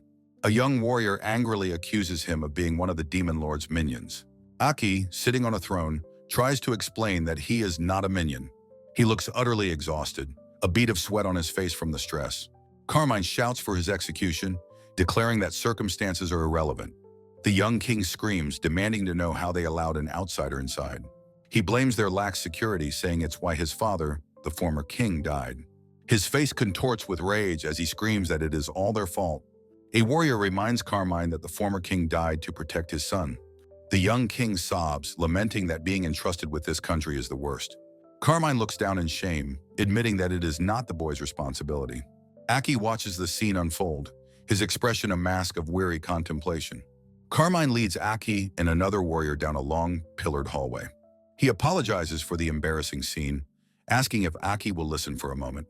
He begins to tell the story of the previous king, his expression somber. The king was a strong and wonderful man who died protecting his people. He left behind a single son, a dejected child who is now the king. Feeling sorry for the young prince, Carmine and the others coddled him excessively. The boy learned that if he acted pitiful, someone would always help him. Carmine sadly concludes that the boy now just does what everyone else says. Carmine is startled by a strange sound, asking what it is. A colossal level 27 great mantis bursts onto the scene. Aki stares intently at the giant insect, a look of recognition dawning. His inner monologue identifies it with the band, praying mantis. Aki is completely starstruck as a massive claw swings down at him. Carmine leaps in, saving Aki by punching the claw away. He shouts a warning that more monsters are swarming from the front. The warriors are now engaged in a chaotic battle against a mantis horde. Carmine sends one of the giant insects flying with a mighty punch. He laughs heartily at his own strength, much to Aki's indifference. Carmine boasts that his men have trained, unlike the newly arrived Aki. His triumphant expression suddenly twists into one of anger. The king and his men are shocked by Carmine's abrupt change in mood. Carmine points accusingly at Aki, blaming him for the monster attack. The king screams in frustration as Aki looks on with annoyance. An even larger insect, a level 29 great mantis leader, appears. Carmine and Aki can only stare up at the intimidating new foe. Enraged, the young king charges forward with a spear in a reckless attack. The spear shatters uselessly against the monster's armored leg. The mantis leader is completely unfazed by the feeble assault. The king lies on the ground, wounded and furious at his failure. The mantis swats the king and his men aside with a single claw. The king furiously blames his warrior for angering the beast. Carmine steps forward protectively, ordering his king to stand back. The mantis leader's scythe-like claw descends upon them. Carmine braces for the impact, his face a mask of grim determination. Aki stands ready, his expression focused and intense. His hand, adorned with a skull ring, grips the fretboard of his guitar. He intercepts the massive claw, blocking it with his guitar's neck. Carmine stares in utter disbelief at Aki's impossible strength. Aki unleashes a storm of lightning, his explosion of emotion. The powerful electrical attack stuns the giant mantis. Recovering, the beast takes to the air, flying out of reach. Carmine shouts that their attacks can no longer hit the creature. Aki calmly holds up a guitar pick, identifying it as an Ingwe model. He prepares to throw it, unleashing his physical attack pick throw. The tiny plastic pick strikes the colossal mantis in the head. The creature is sent crashing to the ground, defeated by the projectile. The warriors are left completely dumbfounded by the incredible sight. The king admits that Aki was fighting to protect them all. He confesses this, ashamed that he was just getting himself hurt. He declares he is the king, blaming his men for being incompetent. Aki listens to his tirade with a silent, serious expression. He is reminded of his younger self, blaming everyone for his misery. He tells the king that blaming others is to surrender one's own life. He stares intently, commanding the king to choose for himself. The downed mantis groans, beginning to stir on the ground. A new resolve dawns on the king's face as he watches. He looks between Carmine and Aki, finally understanding his duty. Aki smiles, knowing that one can have support without being strong. He unleashes his ultimate technique, the mighty god of thunder. The mantis leader is completely vaporized in the cataclysmic blast. Two of the warriors cheer loudly, celebrating their hard-won victory. The other warriors raise their spears, praising Aki's awesome power. The king suddenly gasps, his eyes wide with shock and pain. In its death throes, the mantis lashes out one final time. The king screams as the scythe-like claw impales him. A spray of black blood erupts from the fatal, piercing wound. He collapses, reaching out with his final fading breath. He tells Aki that it was because of him that he was saved. Aki cradles the dying king in his arms, watching him fade. The king thanks Aki for helping him find his own resolve. The other warriors can only watch in stunned horror at the tragedy. Carmine screams his king's name, his face a mask of disbelief. The king, with tears in his eyes, offers Aki his final thanks. He laments how he always blamed others for his suffering. He realizes that playing the victim makes perpetrators of everyone else. He vows to take responsibility, to be like his father. Carmine screams in anguish, held back by another warrior. His grief twists into manic laughter as he boasts of his training. The warriors raise their fists in a strange, fervent salute. Aki resolves that he must reunite with his own friends soon. He wonders how he can possibly find them, feeling lost. A mysterious veiled figure suddenly appears before him. Aki recoils in shock, recognizing the head of a shoebill stork. The king's warrior introduces her as Emu, a famous fortune teller. Carmine, now the leader, cordially invites her to their country. Emu turns her gaze to Aki, asking him what he wishes for. Aki explains that he wants to have a reunion with his friends. Emu points, telling him to go that way to find them. Aki thanks her, noting that she feels extraordinarily powerful. He thinks she feels different from anyone else in this world. Emu's eyes glint with a secret knowledge from behind her veil. She comments on his guitar, calling it an extension of his soul. She advises him to listen to the guitar when he is in trouble. She assures him that its soul will surely answer his call. Aki quietly contemplates her strange yet profound advice. The young warrior approaches, asking if he can have the pick. He wants it as a memento of his king's final, brave resolve. Aki presents him with the Ingwe Malmsteen signature model pick. The warrior gratefully accepts it, promising to treasure it. Aki also offers him a stronger, more powerful Steve Vai pick. Days after the battle, the scene shifts to a vast, sprawling forest. Deep within the woods, a figure lies unconscious on the ground. The beastman Tioro awakens, wondering where in the world he is. Another beastman helps him up in a rustic, primitive-looking village. Tioro is relieved to have found a village where he can rest. Thankful for the rescue, he decides to recover from his injuries there. He peers out from behind a tree to get a better look at the village. His relief turns to horror as he sees it as a village of lizardmen. Tioro, his fists raised in a fighting stance, asks a lizard man if he's hurt. A close-up shows a wooden structure being repaired, now deemed sturdy enough. A smiling lizardman tells his companion their humble village has little to offer. Another lizardman jokes that Tioro has the grim face of someone who ate a pea-shooter-shot pigeon. A lizardman explains that while some of their kind are violent, individuals vary. He continues, stating that every race has its good members and its bad. Tioro, looking down, apologizes for his prejudice against the good lizardmen. The lizardmen laughs heartily, admitting their reputation for being bad is well known. Several days later, a view of the village huts shows time has passed. Tioro confirms he must leave, explaining that his companions are waiting for him. He thanks the lizard man for everything and his wished a safe journey. As he leaves, the lizard man suddenly collapses with an arrow in his back. Tioro spins around in shock at the sight of his fallen friend. His expression hardens into pure fury as he identifies the unseen attackers. A band of human adventurers appears, their leader ordering them to kill every lizard man. Tioro confronts the leader, roaring that these villagers are not bad people. The man sneers back, revealing there's a huge bounty on the dangerous village. The wounded lizardman grits his teeth, sweat beading on his brow. He grabs Tioro's arm, desperately pleading for him to lend his strength. Tioro agrees, determined to repay the debt of a night's lodging and a meal. He and the lizardmen charge forward to defend the village from the invaders. The battle is a chaotic melee of swinging clubs and flashing swords. Tioro is suddenly struck from behind, his face contorted in shock and pain. A powerful, lion-headed beastman has landed a devastating blow on his back. A nearby lizardman watches in terror as the formidable new enemy appears. Tioro, on the ground, notes that he's grown stronger, but it's not enough. The lion man Vero, a level 27 mercenary, confronts his fellow beastman. Tioro recognizes the imposing figure of Vero with a low growl. Varo questions if Tioro thinks it's wrong to hunt these people down. He states his simple creed, he just carries out the missions he is hired for. Varo explains that acting without emotion is their village's custom. He works for money. He scoffs, asking if Tioro truly has a reason for this foolish, pointless battle. Tioro repeats the word pointless, his brow furrowed in thought. He admits that his old self, bound by custom, would not have fought here. But he recalls how Aki always asked him what he truly wanted to do. Tioro roars with newfound conviction that he fights because he wants to protect them. Varo dismisses his reasoning as pathetic, noting how much he has changed.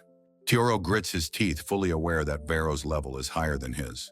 He is suddenly shocked by a bizarre sight resembling a children's dinosaur metal band. Tioro is utterly bewildered, wondering if what he's seeing can possibly be real. Aki stands defiantly with his guitar, surrounded by the costumed lizardmen. Tioro calls out Aki's name as the metaller greets him with a horn gesture. Aki greets him back, mistakenly calling him Tarusan, much to Tioro's annoyance. Tioro brushes it aside, telling Aki they can discuss the situation later. He asks Aki to lend him his strength as he wants to protect the village. Aki agrees with a grunt, his mind identifying the band Hevasaurus. His eyes suddenly widen as he recognizes another musical reference in the battle. Varo looks on, completely baffled by the strange man's sudden appearance. Aki's inner voice identifies Varo with the Nordic power metal band Beast in Black. Varo tells Tioro that he will be the one to end this fight. Tioro asks if he's really going to rely on others to help him. Aki gives a grim nod, prepared to join the battle alongside his friend. Tioro warns the lizardmen to stay back so they don't get caught up. He turns to Aki, telling him it is time for them to go. A lizardman watches nervously, thinking it's reckless for just two of them. Tioro and Aki charge forward together, a united front of beast and metal. The two beastmen, Tioro and Varo, clash in a brutal flurry of blows. The human adventurers are momentarily stunned by the sheer power on display. They spot Aki standing alone, wondering about this single, strange opponent. An adventurer, feeling underestimated, orders his men to attack the metaller. Aki simply raises his guitar, his long hair obscuring his face. He unleashes his explosion of emotion, a storm of lightning, skulls, and music. The lizardmen can only stare blankly, stunned by the sudden, overwhelming attack. They quickly erupt in cheers, amazed by his incredible and awesome power. Varo looks on in disbelief, wondering who or what that man is. Tioro roars at him, telling him not to let his guard down. He lands a powerful blow, taking advantage of Varo's momentary distraction. Varo scoffs, reminding Tioro of the obvious and insurmountable difference in their levels. The two beastmen continue to trade powerful, brutal blows in close combat. Tioro grits his teeth, acknowledging the truth in Varo's words, but still he fights. He dodges a punch and prepares a powerful counterattack of his own. His eyes blaze with determination. He knows he cannot afford to lose here. He declares that this is a wall that he must be the one to overcome. He unleashes a mighty roar, channeling all his strength into one final blow. Varo is sent flying, crashing into the ground as Tioro stands victorious. Aki approaches his triumphant friend, calmly stating that he did well. Tioro grins, acknowledging his hard-won victory with a simple, "Yeah." They share a celebratory fist bump as Tioro's level increases from 21 to 22. The lizardmen cheer, relieved that the invaders have finally been driven away. Tioro recalls Emu's strange advice to ask his child when he is in trouble. Aki looks down at his flying V guitar, contemplating the fortune teller's words. He holds the instrument up to his face, asking where he should go now. He presses his ear to the guitar's body, listening intently for an answer. A voice suddenly emanates from the guitar, telling him he's finally listening. A tiny, fairy-like creature emerges, greeting him with a metal horns gesture. The fairy introduces himself as the very incarnation of the metal soul. He clarifies that he is the fairy born from Aki's profound love of metal. Aki's inner voice identifies him as the metal god, Rob Halford of Judas Priest. Aki shouts, "Metal God!" while the fairy tells him to call him whatever he likes. Tioro recalls hearing ancient legends of powerful souls dwelling within legendary weapons. The tiny fairy asks Aki if he wants to reunite with his other party members. He explains the fairy he seeks is in a nearby kingdom, which is in trouble. He offers to lend them his power, as helping them would also help him. Aki and the tiny metal god share a fist bump, sealing their new pact. The metal god laughs heartily, pleased with his reliable and powerful new partner. Aki, holding the fairy, thanks both him and Tioro for their help. The scene shifts to a vast, sun-drenched field of beautiful flowers. Tak is lying unconscious in the middle of the flower field, arms outstretched. A tiny, cute fairy with a bow in her hair peeks over his shoulder. Other fairies gather around, curiously identifying the sleeping boy as a human. A tiny winged fairy with a flower in her hair lands gently on Tak's head. Suddenly, a whole swarm of fairies bursts into the air, startling Tak. With a comical look of shock, Tak shouts, identifying the tiny creatures as fairies. He sees that there are countless fairies peeking out from behind large flowers. A devilish grin spreads across Tak's face as he recalls their high value to thieves. One of the fairies floats before him, asking if he could be their prophesied savior. She explains the legend of a hero from the surface who will save their kingdom. A trio of sad fairies confesses that they are powerless to stop the crisis alone. Their kingdom is dying, the land is blighted, and their queen has fallen ill. Getting very close, the fairy insists he must be the one, as no human has ever visited. With tears in her eyes, she formally pleads with him to save their kingdom. Tak smirks, thinking that being called a savior doesn't sound so bad after all. He puffs out his chest with bravado, telling the fairies to leave everything to him. Overjoyed, the fairies erupt in a chorus of thanks for his help.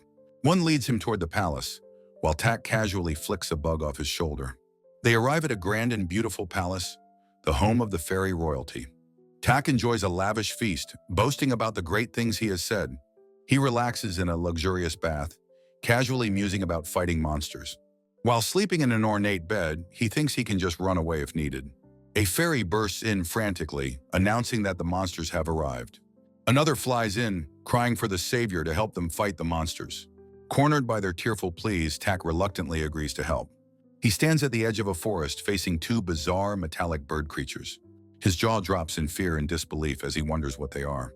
A status box identifies the creature as a level 41 mechanical bird. He realizes he's never seen anything like them and notes how huge they are. His face contorts in panic as he realizes the situation is incredibly dangerous.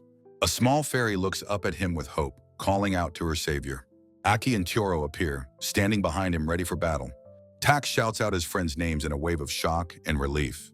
He throws his arms in the air, joyfully screaming that he's been saved. He boasts that with his big brother Aki here, they have the strength of 100 men. Aki stares intently at the mechanical bird, a look of recognition in his eyes. He identifies the creature's design, linking it to Judas priests screaming for vengeance. Tioro clenches his fist, noting that these enemies likely don't feel pain. He remarks that the new weapons he received from the lizard men will be useful. Tioro leaps into action, his bladed gauntlets aimed at a mechanical bird. The sound of metal clashing against metal rings out with a powerful thud. Tioro's eye widens in concentration as he prepares to strike a decisive blow. He brings his weapon down in a powerful slash, aiming to tear the machine apart. The attack connects with a massive impact, but the machine is barely damaged. Tioro is shocked, realizing the creature didn't even flinch from his powerful attack. The mechanical birds continue their advance, completely unfazed by the assault. Aki looks on, noting that these are enemies that rule the sky. He unleashes his pick throw attack, sending the small projectiles flying. A pick slices through the air, striking the mechanical bird squarely in the head. The massive machine crashes to the ground, seemingly defeated by the attack. Aki realizes with dawning horror that even decapitating it isn't enough to stop it. Tak stands frozen behind Aki, his body trembling with uncontrollable fear. He laments his own weakness, wishing he had Aki's incredible power. Aki overhears him, acknowledging that his big brother is indeed incredibly strong. Tak cries out in frustration that he is envious and wants to be that strong. A single tear falls from Aki's eye as he listens to Tak's pained words. Aki admits that he too feels envious of others at times, shocking Tak. He tells Tak that he admires his straightforwardness, a quality he himself lacks. He assures the boy that he possesses his own unique good qualities. Aki states simply that he is not Tak and Tak is not him. Tak reflects on this, realizing he's never considered his own strengths before. He wonders aloud if there is truly something that only he is capable of doing. Aki's words about his unique talents echo in his mind, sparking a realization. He clenches his fist, questioning if he can do things even Aki cannot. A fairy screams in terror as one of the birds swoops down on them. Two small fairies are caught, crying out as they are captured. The massive metal talons of the bird close around the helpless fairies. Tak sprints forward, declaring that this is something only he can do. He slides under the giant bird, a smoke bomb ready in his hand. He holds the rescued fairies, calling out to the savior. He throws the smoke bomb, which explodes in a blinding flash of light. A text box identifies his special thief skill, hiding or stealth mode. The mechanical bird is left utterly confused, its prey having vanished. Tak reappears, running with the rescued fairies clutched safely in his arms. He tells the terrified fairies to hurry up and get away to safety. The fairies thank him as he waves them off with a confident grin. Tak activates his search skill, his eye becoming a targeting scope. He shouts to Tioro that the creature's weak point is on its back.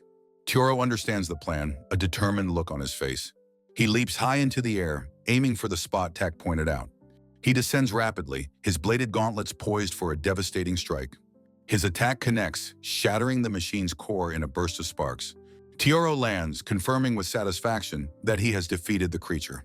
He raises a triumphant fist to Tak, telling him he was a great help. Tak turns to Aki, calling out to his big brother. He informs Aki that the bird's other weak point is lightning. The mechanical bird turns, its vulnerable back now completely exposed. Aki's eyes narrow as he prepares to unleash his electrical power. His fingers fly across the fretboard of his guitar, gathering immense energy. He unleashes his explosion of emotion, a storm of chaotic lightning. The lightning strikes the remaining birds, destroying them in a brilliant flash. Tak cheers with his fists clenched, shouting that they did it. Aki places a reassuring hand on Tak's head, who looks up, flustered. Aki looks down at the boy and remarks that he is amazing. Tioro comments that Tak has discovered a way to fight beyond brute strength. Tak agrees, realizing there are things that only he can do. He acknowledges that he still has a lot to learn, though. A notification confirms Tak has leveled up, and he realizes he has his own strength. The fairies fly over, joyfully cheering for their savior. The entire party is thanked by the grateful fairies for saving them.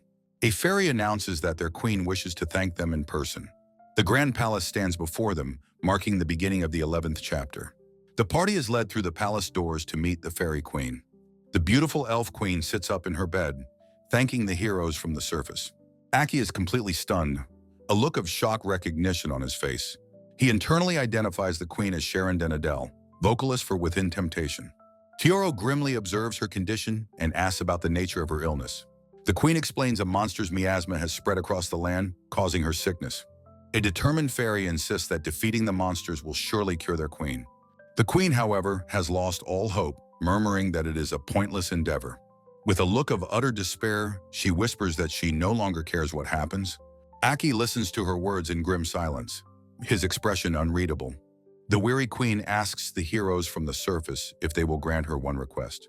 She admits she can no longer protect her kingdom and asks them to flee with the fairies. The fairies erupt in protest, refusing to abandon their queen or their home. The queen turns away from them, saying she will rest for a little while.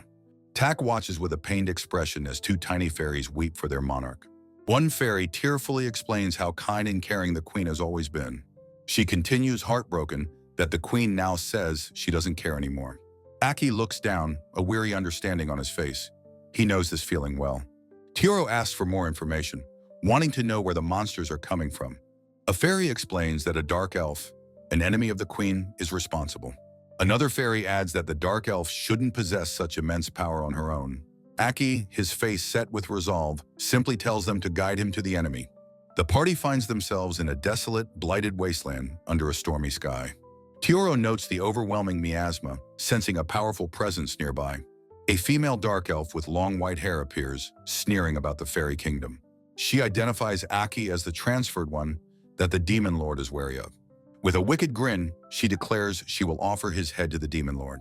A fairy cries out in terror at the mention of the demon lord. Tak realizes with horror that this powerful dark elf is one of the demon lord's minions. The elf snaps her fingers, introducing herself as Cardi, an executive of the demon lord's army. She transforms, merging with a monster to become a level 72 Sin Dragon. Aki is shocked, recognizing the creature from an Ozzy Osbourne album cover. The party is hit by a wave of oppressive energy emanating from the dragon.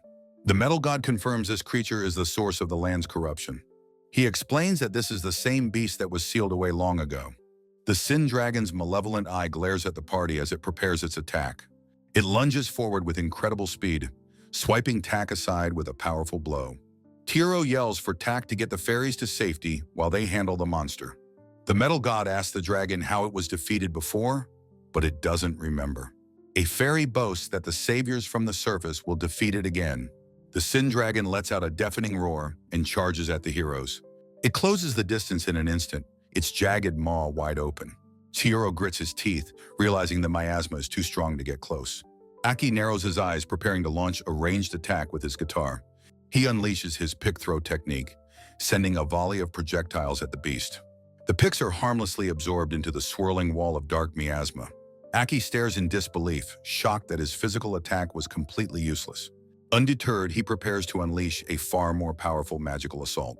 He strikes a powerful chord, his body crackling with raw lightning.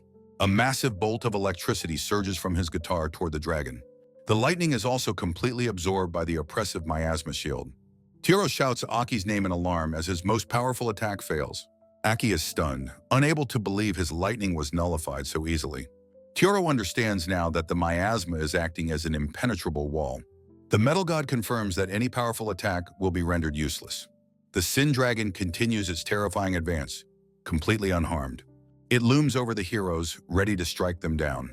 Tioro shouts a warning, realizing the miasma is closing in around them. The tiny fairies begin to glow, trying to use their own magic. Tak watches in awe, realizing the fairies are attempting to block the miasma. The metal god states that their attacks are useless unless they break the wall. Tak's eyes flash as he activates his search skill to analyze the enemy. He discovers the dark attribute dragon's primary weakness is the light attribute. A fairy's eyes light up with sudden inspiration, understanding the key to victory. Tak points at the glowing fairy, exclaiming that this is their chance. The fairies bestow the fairies' divine protection upon Tioro's weapon. Tioro questions if their power's enough, but resolves to try anyway. He declares that if it doesn't work, he'll figure something else out then. With a ferocious battle cry, Tioro charges into the thick of the miasma. His newly enchanted weapon glows brightly, slicing through the dark energy. He lands a powerful, direct blow against the stunned Sin Dragon. Tioro roars for Aki to attack now, while the beast is vulnerable. Aki's hand slams down on the strings of his flying V-guitar. He unleashes his God of Thunder, striking the dragon with immense force. Tak and the fairies erupt in a massive cheer, celebrating their hard-won victory. Cardi, defeated, clicks her tongue in frustration and begins to dematerialize. She vanishes completely, leaving only a faint wisp of dark energy behind. Back at the palace, a fairy cries out that the queen's illness still hasn't been cured. Tak is shocked. The miasma is gone, but the queen remains sick. The queen whispers that it's no good, her spirit still utterly defeated. Tioro turns to Aki, questioning the effectiveness of his heavy metal. Aki, referencing a film, says that if the cancer isn't gone, he has another treatment. He declares he will use his music to treat her other unseen ailment. The queen clutches her ears as Aki's aggressive music fills the room. The powerful sound waves physically drive the lingering darkness from her body. A fairy exclaims with joy that the queen's healthy complexion is returning. Tioro and Tak celebrate loudly, overjoyed by the queen's miraculous recovery. The queen thanks them, but says that even with her health restored, it's still no use. She confesses that the weight of her love for her kingdom has become too painful. Aki is reminded of his old bandmates telling him to give up on his dream. He asks if her despair is for her kingdom or for her own happiness. He admits that he too has felt the temptation to give up on everything. He tells her firmly that abandoning herself is the one thing she must not do. The queen realizes he is right. She had been consumed by self-pity. She clenches her fist, admitting she felt she had failed her people. Tears stream down her face as she calls herself a failure as a queen. Aki quotes his hero Steve Vai, telling her that she is doing just fine. A fairy tearfully declares that they all know how much their queen cares for them. The other fairies chime in, shouting their love and devotion to their queen. The queen looks up, her eyes wide with disbelief at their outpouring of support. The fairies swarm her in a loving embrace, declaring she is their only queen. The elven queen, tears of gratitude in her eyes, whispers her thanks. She vows to cherish herself more, for her people and her own happiness. The scene shifts to a bustling, European-style city street under a cloudy sky. A heavy cuffed boot steps firmly onto the cobblestone path. A crowd of people, including a strangely dressed woman, walk through the city. The 12th chapter begins, titled, Immediately After the Battle at the Demon Lord's Castle. Lizzie sits alone, slumped against a wall in quiet despair. She looks down at the ground, her face a mask of exhaustion. Suddenly, Queen Emmet appears, her face alight as she calls out Lizzie's name. Emmet joyfully embraces a confused Lizzie, who asks if this is her pyramid. Emmet thoughtfully recalls the chaotic events at the Demon Lord's castle. She explains that she was surprised to suddenly find an unconscious Lizzie there. Emmet declares their meeting is fate and that Lizzie will stay here forever. Lizzie, flustered and blushing, stammers as she tries to find her words. She apologizes but insists that she must speak her mind properly. With newfound courage, she declares that she wants to return to her friends. Emmet listens to her plea, her expression turning thoughtful and serious. The two sit opposite each other in Emmet's lavishly decorated room. Lizzie's face lights up with a radiant smile as she speaks of her companions. Emmet observes that Lizzie looks truly happy when she talks about Aki. Seeing that joyful expression, Emmet feels she has no choice but to help. She agrees but offers to give Lizzie special magic training for a few days. Lizzie wonders if this training will make her a bigger help to Aki's party. A few days later, one of Emmet's guards insists he can't let Lizzie go alone. Emmet angrily shouts that she's going too, which would be a problem. Her anxious guards worry about what will happen to the kingdom without her. Emmet snaps at them to be quiet, assuring them that it will be fine. Lizzie clenches her fist, recalling the special magic training she received from Emmet. Emmet leans in close, cooing about how incredibly cute Lizzie is. She offers a small ghost-like creature, a mermaid, to go in her place. Through this familiar, Lizzie can borrow Emmet's power, though in a weaker form. Lizzie, her eyes shining with hope, offers her sincere thanks to the queen. And so, in the present, Lizzie makes her way through a new city. She walks confidently down the street, her mermaid companion floating at her side. A sudden violent noise startles her, her eyes widening in alarm. A grotesque chimera, a level 99 synthetic beast, rampages through the streets. Lizzie stares in horror, wondering what the creature could possibly be. She spots her old party members, Lee, David, and Ross, fleeing in terror. Lizzie gasps, her mouth open in shock as she recognizes them. She calls out to them, asking if they are responsible for this monster. Her expression hardens as she accuses them, asking if this is their fault. Lee sheepishly explains they were just selling an egg when it suddenly hatched. The city burns behind them, buildings crumbling under the monster's assault. Lizzie looks up at the beast, realizing she is completely powerless against it. The Medjed declares it's time to shine, and Lizzie calls out Amit's name. The small ghost glows with an intense building power, ready to act. In a flash of light, Amit manifests in her true monstrous form. The crocodile-headed goddess lets out a deafening, ferocious roar. Lizzie clutches her arm, her eyes wide with fear in the face of chaos. She wishes with all her heart that Aki were here to help her now. A familiar voice calls her name, and her head snaps up in disbelief. Aki, Tioro, and Tak arrive, running to her aid with determined expressions. Tioro is shocked to see Amit, while Tak is terrified of the giant beast. Lizzie explains that it is Amit, but not quite her full self. Aki stares at the chimera, his eyes wide with a look of dawning recognition. He identifies the faces of legendary metal bands fused into the monster's form. He realizes it is a living tribute, a heavy metal version of Live Aid. The massive beast swats Amit aside with a powerful blow. Aki stands firm against the chaos, his guitar held at the ready. Tioro shouts his name, his gaze fixed on the battle ahead. Tak screams for his big brother, his voice filled with panic. Lizzie looks on with a mixture of hope and concern for her friend. Aki stands in profile, his expression grim and utterly focused. The party springs into action, evacuating the frightened citizens from the street. The townspeople wonder what one man can possibly do against such a monster. Lizzie turns to them, her face breaking into a gentle, reassuring smile. She tells them not to worry, that everything is going to be all right. Tak grins confidently, puffing out his chest and telling them to leave it to him. Tioro smirks, adding his own confident assurance that it will be fine. Together, the three proudly declare that Aki is their cherished companion. Aki feels their unwavering trust flowing into him like a tangible power. He understands that this is the heart of Lizzie, Tioro, and Tak. He channels the power of his friends, who believe in him completely. He moves so fast that a solid afterimage appears, as if there are two of him. Lizzie watches in awe, remarking that it sounds like two people are playing. Aki's eyes blaze with an intense, focused energy as he prepares his attack.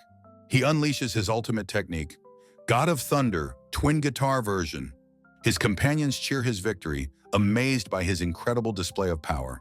The crowd buzzes, remarking on the loud but strangely refreshing sound. Aki throws up the metal horns gesture, declaring, "This is metal." He invites the amazed crowd to his upcoming music festival. Tioro notes with satisfaction that the whole party is finally back together. Aki asks if they are truly prepared to follow his dream to the very end. Lizzie, Tak, and Tioro look up at him, considering his question. Tioro decides he wants to see what Aki will do to change this world. Tak wants to see how his big brother will change things, full of excitement. He feels that by following his own path, he can become even stronger. Lizzie reflects on how meeting Aki has fundamentally changed her for the better. She wonders how she will continue to evolve and grow by his side. She realizes she wants to know him better and desires to stay with him. Aki tells them this is his dream, not a burden he is placing on them. Tak and Lizzie cheer enthusiastically, excited to see his festival come to life. Aki looks at his loyal friends, a rare, faint smile on his face. His companions think about how their own worlds changed after meeting Aki. Aki reflects on how his world changed the day he first discovered metal. He has finally found people he can call companions who trust him completely. He resolves to continue towards his dream, his sights set on the Demon Lord's castle. The reunited party stands together, ready for their next great adventure. A bonus chapter begins, the scene shifting to a dense, leafy forest. Aki stands amidst the trees, practicing his God of Thunder technique. Aki stares in shock, a sharp sound effect echoing from his beloved guitar. With a pained grimace, he realizes one of his precious guitar strings has snapped. Tak panics, shouting and asking if his big brother's weapon is broken. Aki explains he just needs a new string, but Tak has no idea what that is. Thinking for a moment, Aki considers what kind of replacement he will need. He declares he needs an elixir string, internally praising its legendary quality. Tioro and Lizzie are stunned, thinking he means the mythical elixir potion. Tioro explains that an elixir is a legendary item that grants immortality. He suggests they travel to a nearby town to search for this rare item. They arrive at a large, bustling market square, where Lizzie looks on in awe. Tioro decides they should split up to search, and Tak cheers in agreement. The little ghost Medjed, floating nearby, exclaims in shock at the idea of shopping. Queen Ammit suddenly appears, cheerfully offering to join them on their quest.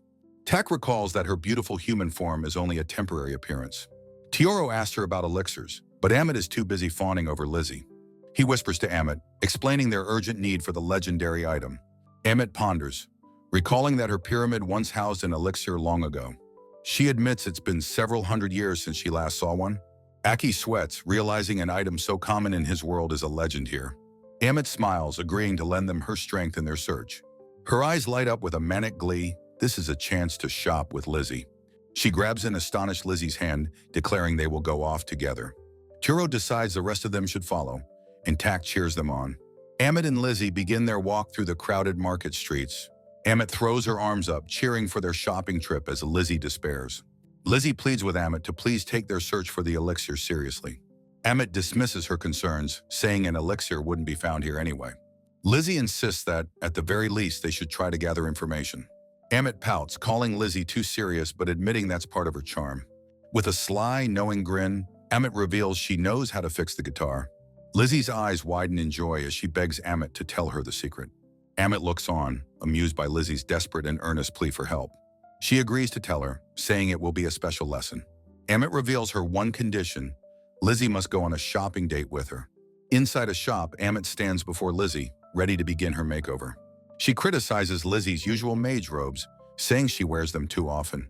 Ammit declares she will pick out a much cuter outfit to highlight her charm. Lizzie stands blushing and mortified in a modern black and white outfit. Ammit is overcome with joy, calling Lizzie's cuteness an unstoppable, tyrannical force. She has Lizzie try on many outfits, even a bear costume, asking her to choose. Ammit offers to buy every single item in the entire market for Lizzie. Lizzie is horrified by the extravagant offer, waving her hands in protest. Ammit insists, saying that she is the one who wants to buy them. She explains that making Lizzie happy is what brings her true happiness. Lizzie smiles warmly, thanking her, and choosing just one small item instead. Elsewhere in the square, Aki, Tioro, and Tak wait for the girls to return. Tak holds up a toy bow, asking Tioro if he thinks it is any good. Tioro is confused by the object, and Tak calls it a Hignathus beard. Aki is startled by a sudden sound from his guitar as he strums it. Tioro sighs, concluding that they have no choice but to find an elixir. Ammit returns, grandly presenting the newly dressed Lizzie to the group. Tak is confused by her new clothes, but Ammit explains it was for a trade. Lizzie shyly confirms that Ammit knows the secret to repairing the guitar. The boys erupt in a collective roar of shock and disbelief at the news. Tioro and Tak angrily yell at Ammit for not telling them sooner. Ammit ignores them, instead pointing out how adorable Lizzie looks. Aki is asked for his opinion, but he simply asks Lizzie if she likes it. He tells her that if she likes her new clothes, then that is what is best. Tak agrees enthusiastically, declaring that choosing what you love is the coolest. Lizzie beams, offering a heartfelt thank you for his kind validation. She then reminds Ammit of her promise to help with Aki's weapon. Ammit asks Aki about the fairy that is said to live inside his guitar. A spark of realization hits Aki. She means the legendary metal fairy. The tiny sunglasses-wearing metal god appears with a confident grunt. He magically materializes a brand new, perfectly coiled guitar string. Aki holds the glowing string, identifying it as an unbreakable elixir string. Tioro and Tak are utterly baffled, realizing the elixir was never a potion. The party stands together in a moment of stunned, comical silence. Tioro grins, relieved that they can finally continue their journey. He rallies the group, ready to find information on the Demon Lord's castle. The party walks through the city, prepared for the 13th chapter of their quest. Aki wonders aloud how they will find any clues about the Demon Lord. A mysterious voice calls his name, and he turns to see its source. He recognizes the veiled, shoebill-headed figure as the wandering fortune teller. The woman gracefully introduces herself once more as the fortune teller, Emu. She already knows their quest, asking if they are searching for the castle. Tioro is suspicious, demanding to know how she knew of their secret mission. Emu's jeweled headpiece gleams as she begins to share her mystical vision. The world around her seems to dissolve into a dark cosmic starscape. She explains the Demon Lord's power is so vast it obscures her vision. Aki listens intently, his expression grim as he hears of their foe's might. She points toward the horizon, revealing that their path lies across the sea. With a hand over her heart, she wishes them good fortune on their journey. The others are skeptical, unsure if they can trust this mysterious guide. Aki insists they can trust her, as she helped them find the metal god. Tioro looks out thoughtfully, accepting the daunting sea journey ahead. With a clear destination, the party decides to head for the nearest port. They arrive at the scenic coastal town of Port Roy, overlooking the ocean. Tak cheerfully suggests they find a boat to take them across the sea. He runs ahead on the docks, calling out to an old weathered sailor. The sailor tells him that wanting to board a ship is impossible right now. Tak is utterly shocked and confused by the sailor's blunt refusal. The sailor looks troubled as he prepares to explain the port's dire situation. He speaks of dangerous mermaids in the sea who have been sinking ships. Tak groans in dismay, realizing their quest has hit yet another obstacle. Another local complains that no ships are leaving, stranding everyone. His friend agrees, worrying that they will all starve if this continues. Tak looks to Aki, asking what they are supposed to do now that they're stuck. Aki's expression is grim as he considers this new, unexpected threat. His inner metal historian awakens, connecting the mermaids to the band amorphous. The wolfman Tioro, a grin on his face, calls out to his friend. Aki, his expression severe, gives a simple grunt of acknowledgement. A sailor on the dock declares that they will handle the situation themselves. The sailor and his companion turn, utterly confused by the party's presence. Aki makes a bold proposition, asking if they'll provide a ship if he defeats the mermaids. The two sailors are stunned into a moment of shocked silence. They erupt in protest, exclaiming that his suggestion is far too dangerous. The younger sailor points, saying Aki knows nothing of the sea's terrors. He insists there is no way they will sail into mermaid territory. A new voice from off-panel wonders what is going on here. Aki and his party turn their attention to the source of the interruption. A man in a fur-collared coat remarks that it sounds like an interesting conversation. The sailor and Aki demand to know who these newcomers are. The man introduces himself and his crew as Captain Rolf's pirates. Aki's deadpan expression flickers for a moment as he says, "Pirates?" His eyes widen in manic realization as he connects it to pirate metal. He internally identifies them with the German power metal band, Running Wild. The sailor angrily tells the pirates to show their faces and get lost. Captain Rolf calmly asks if they shouldn't help each other in times of trouble. He notes with a sigh that he and his men are quite disliked. Aki observes that the pirates seem to be a group of brothers. Rolf explains with a wide grin that they were in a bind too. He declares that if Aki's party can defeat the mermaids, his crew will provide a ship. The party rejoices, with Tioro roaring that they are counting on him. The pirate ship's Jolly Roger is raised as they prepare to set sail. The massive galleon cuts through the waves, embarking on its dangerous mission. On deck, Aki looks out at the sea, Tak peering excitedly over his shoulder. Tak marvels at the ship as the captain begins to explain the mermaid song. Captain Rolf warns that the song creates illusions that cause ships to crash. Tak clutches his head as a strange sensation washes over him. Rolf explains that they will hear the cursed song when they get closer. A beautiful melody drifts across the water, catching Aki's attention. He turns his head, questioning if that is the song he is hearing. Leaning over the railing, he confirms that it seems to be the case. Captain Rolf, with a knowing grin, confirms that they have arrived. On a distant rocky outcrop, a lone mermaid sings her enchanting tune.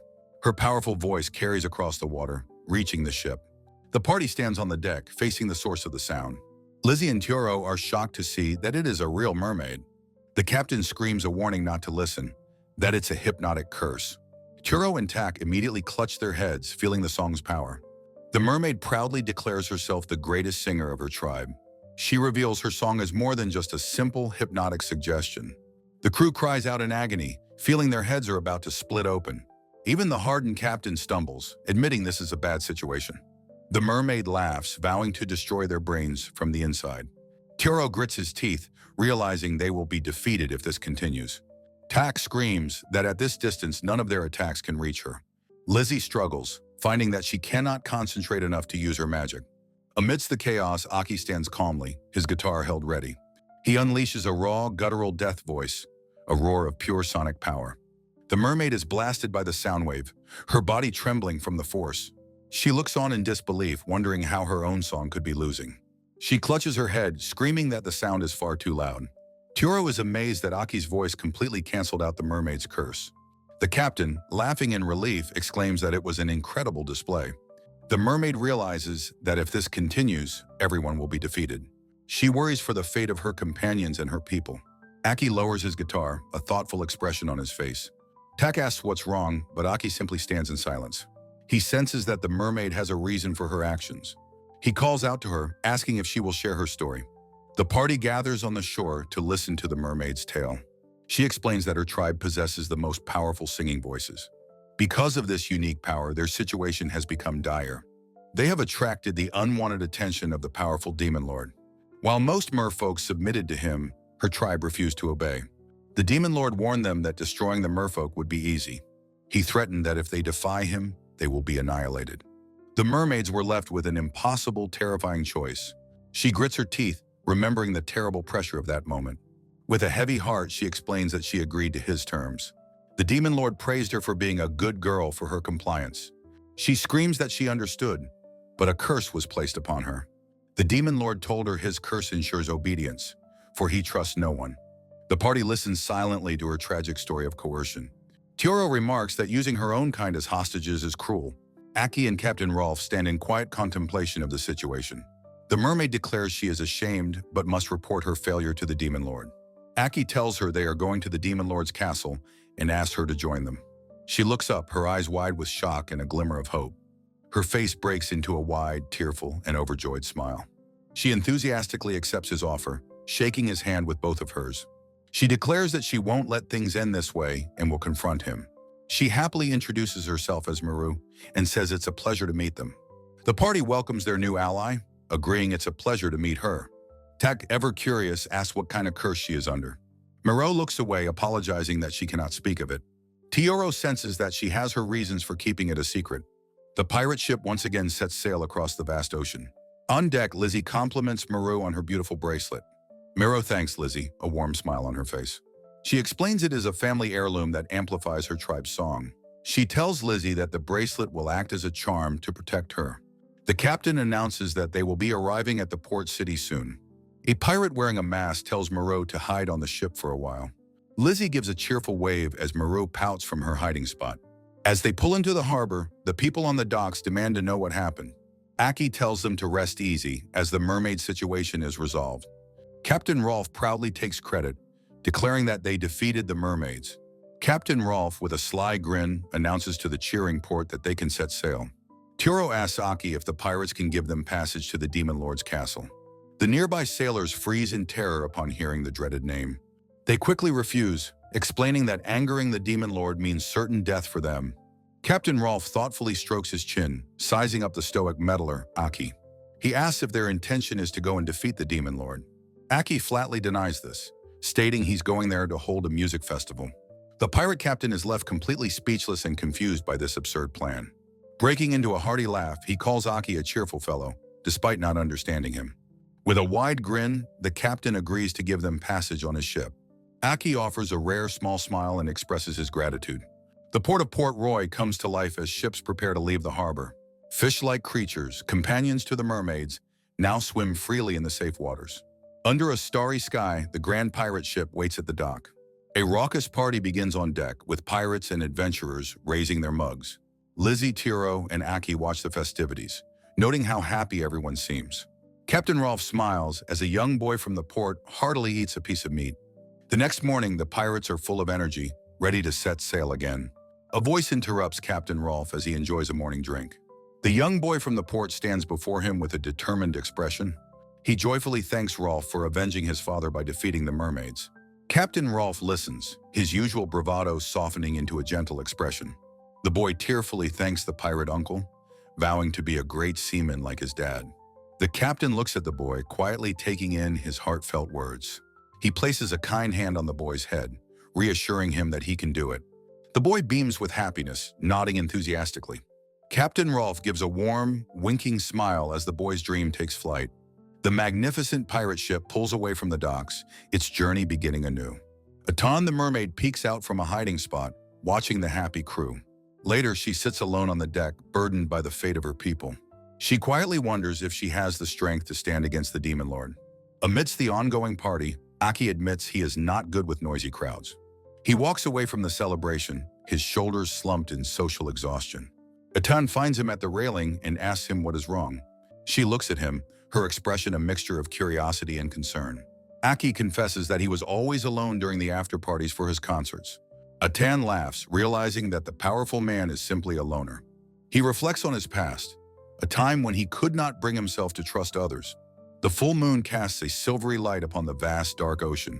Aki explains that now, however, he has companions he can truly rely on. Aton smiles wistfully, admitting that she is envious of him.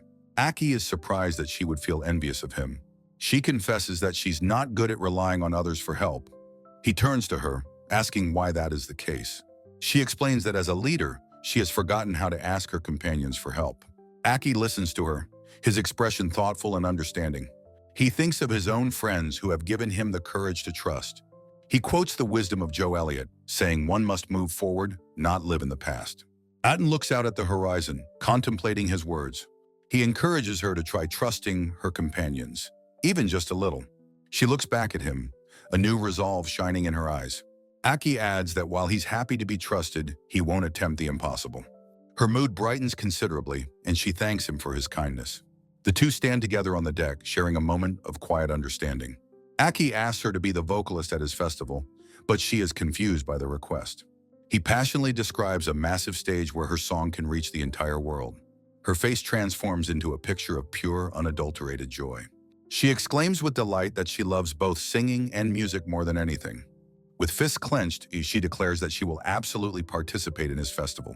Aki smiles, saying that he is looking forward to it. The next day, the ship departs from another port, continuing its voyage. Two pirates gossip about the young boy whose father was on a ship sunk by mermaids. Aton overhears their conversation about the boy's grief. She turns abruptly, a look of dawning horror on her face. She realizes with a jolt that she was the one who caused that child's pain. She had been so focused on herself that she never considered her victims. A sudden disturbance in the water interrupts her spiraling thoughts. Aton clutches her head, overwhelmed by the sudden weight of her guilt. The pirate ship is suddenly surrounded by a swarm of figures in the sea. A monstrous, scaled merman rises from the depths. Its vicious, reptilian eyes glare with pure malice. A horde of mermen surfaces, chanting Aki's name and demanding he show himself. Tak peers over the railing, shouting in alarm at the sudden ambush. Captain Rolf recognizes the creatures as mermen, his face grim. The leader of the mermen swims directly towards the ship's hull. He snarls that he comes with an order from the demon lord himself. Raising a trident high, he declares that everyone on board will become food for the sea. A massive impact from below violently rocks the entire ship. Captain Rolf and the others are thrown off balance, shouting in surprise. A colossal dark fin slices through the water, heading straight for them. An impossibly large great white shark bursts from the ocean, its jaws gaping. Tak screams in pure terror at the unbelievable size of the sea monster. Aki, however, remains calm, recognizing the creature immediately.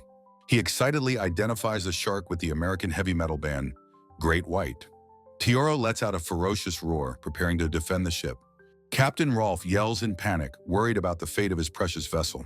Aton declares that she should be able to fight in her element, the sea. But she admits that even she is powerless against a monster of this size. Aki concurs, stating that he is useless on the open water. The rest of the party realizes they are completely out of their element and helpless. But their faith in Aki is unwavering, as they all declare he will find a way. Aton is deeply moved by her new friend's absolute trust in one another. Lizzie reassures her, explaining that they all believe in Aki. Aton turns to Lizzie, her eyes filled with a new, fierce determination. She asks if Lizzie thinks Aki will lend his power to help the merfolk. Lizzie smiles warmly, saying Aki is the kind of person who can't ignore those in need. A wide, confident grin spreads across Aton's face. She prepares herself for battle, declaring that she is ready. Shouting for everyone to leave it to her, she dives over the railing. She plunges into the churning sea to confront the Leviathan alone. Captain Rolf asks what their plan is, as one of his crewmen screams in alarm. The ship is suddenly swarmed by an army of ferocious, amphibious mermen. Lizzie cries out Aki's name, her voice filled with urgency and fear. Aton the mermaid surfaces with a friendly dolphin, telling Aki to ride it. Tioro confidently tells Aki to go, assuring him they will handle the attackers. Aki nods in agreement, his expression grim as he prepares to join the fight. He leaps from the ship's railing, shouting that he is on his way.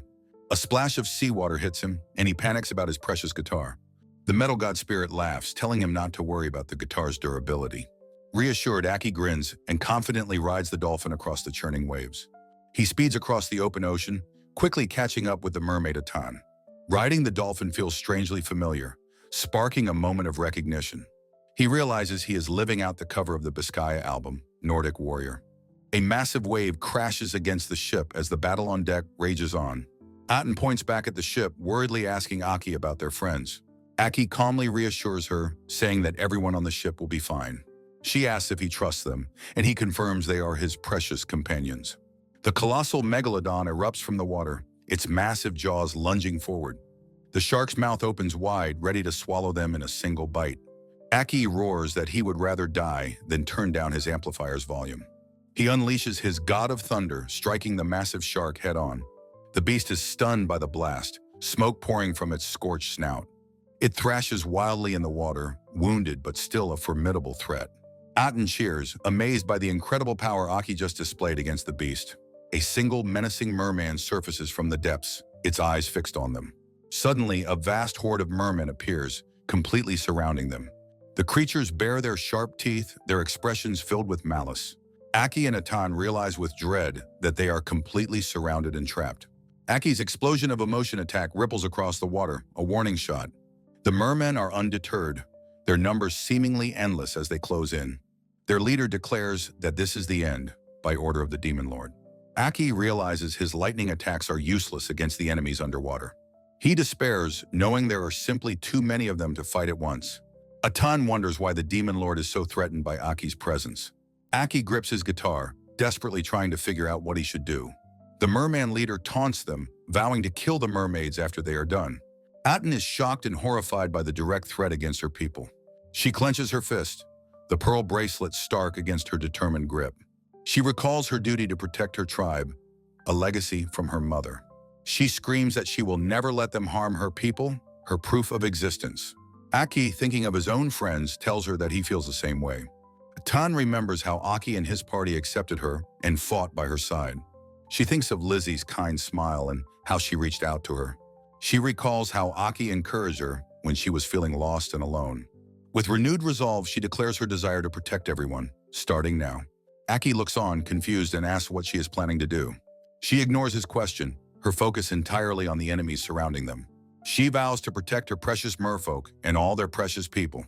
With a final defiant scream, she unleashes the full force of her power. Aki stares in wide-eyed shock at the sudden immense burst of energy. A nearby merman is equally stunned, unable to comprehend what is happening. A massive whirlpool forms, sucking in the entire merman army with incredible force. The mermen are dragged helplessly into the vortex, pulled into the dark depths. High above, the battle on the deck of the pirate ship has finally ended. Tioro stands victorious over a pile of defeated mermen, declaring the fight over. Tak points out at the sea, shouting about the incredible whirlpool that has formed.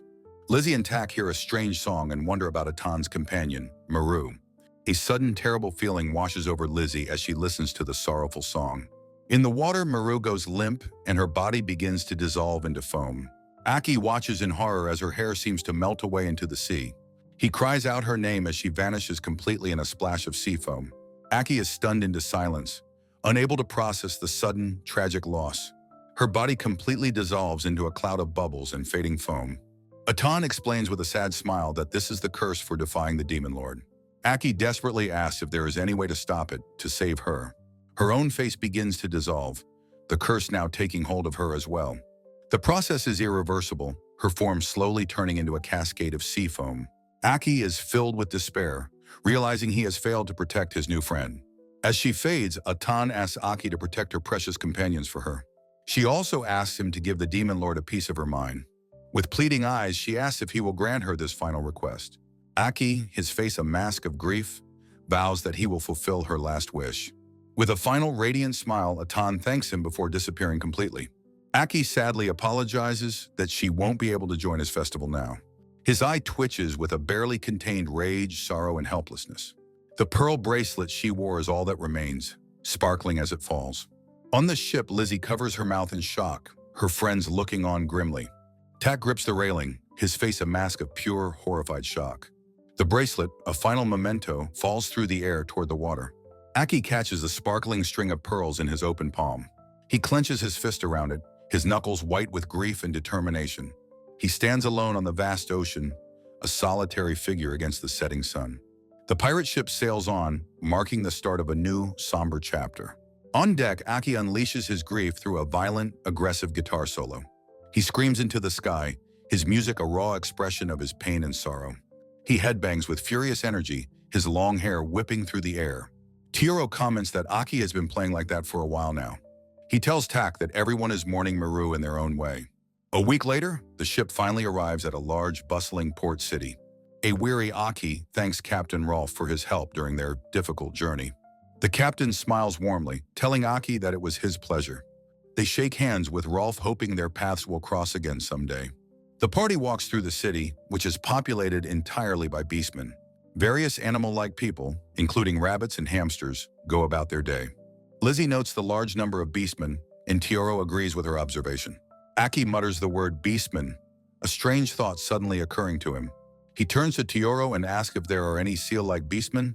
Aki has a fanboy meltdown, recognizing the riot mascot Johnny. Tioro tells him to calm down. Tioro looks on, exasperated, as Aki stares in awe at the seal man. Lizzie suggests they get something to eat, and a hungry Tak cheers in agreement. The sound of a bell tinkles as the party enters a new tavern. Two friendly cat people welcome them inside, inviting them to choose any table. As they sit, Lizzie and Tak are overcome with joy, exclaiming how cute it is. Aki thinks to himself that the famous cat-loving metal god, Rob Halford, would love this. A familiar voice from the bar sneers that Aki is still a metal idiot. Aki turns in shock, recognizing his rival, the glam rocker Reiro at the bar. Aki asks what he is doing here, but Reiro angrily says that's his line. Reiro calms down, explaining with a wink that this is his favorite secret hideout. He asks Aki if an executive of the Demon Lord should really be here. Reiro panics, worrying what would happen if the Demon Lord found out he was here. His expression turns sharp as he decides to change the subject. He excitedly points to a picture on the wall, identifying it as Aerosmith's 9 Lives. Their reunion is interrupted by a brutish Borman and his pig thugs swaggering in. The leader addresses the proprietor, asking if he has a good answer for him today. The cat man bravely declares he will never hand over his shop or his land. He stands his ground, telling the intimidating thugs to leave his establishment at once. Enraged, the boar man smashes a table, yelling that he couldn't hear him. He kicks apart a railing, sending splinters flying as Aki watches the destruction. Aki stands up, instructing his friends to get the customers and staff to safety. Lizzie leads the other cats away, as Tioro promises to handle the situation. The boar man tells Reiro he won't get away, but Reiro blocks his path. Reiro's face twists in fury, warning the thugs they are prepared for trashing his favorite bar. He spreads his arms wide, telling Aki to go ahead and take them out. The boarman watches nervously as Reiro waits for Aki to unleash his attack. Reiro angrily asks why Aki isn't using his guitar, since he doesn't have his own. Aki reluctantly hands over his guitar as Reiro vows to smash them like Gene Simmons. Reiro's hand falls onto the strings, ready to unleash a powerful, destructive chord. A strange, unsettling feeling washes over Aki as he watches Reiro prepare to play. His eyes widen in horror, questioning if the thing he has always believed in is powerless. The guitar trembles in his hands, but it feels hollow and strangely dead. Reiro impatiently asks what's wrong, telling him to hurry up and deal with them. Aki, his back turned, quietly whispers that he is unable to play it. He turns around, his face a mask of despair, repeating that the guitar won't play. His hands tremble uncontrollably as he grapples with his sudden loss of power. Reiro can only stare back in utter shock, unable to process what Aki said. Aki stands defeated, the now useless guitar feeling like a dead weight in his hands. His pick slips from his numb fingers, clattering uselessly to the wooden floor. He whispers that it's no good, his shadow stretching long and empty behind him. The boarman scoffs at their empty threats and lunges forward to attack them. The pigmen go on a rampage, smashing chairs and tables throughout the tavern. Aki sits silently on the floor amidst the wreckage, his spirit completely broken. The boarman stomps out the door, warning that he will be back for them. Reiro stands over the despondent Aki in the center of the ruined tavern. He furiously blames Aki for the entire disaster, but Aki can only apologize weakly. Aki remains silent and hunched over, offering no further explanation for his failure. Reiro clicks his tongue, demanding to know if Aki even understands why it happened. Aki quietly agrees that he does, his expression still one of complete defeat. Reiro loses his temper, leaning over the bar and demanding that he spit it out. Aki remains unresponsive, a broken figure sitting in the center of the chaos.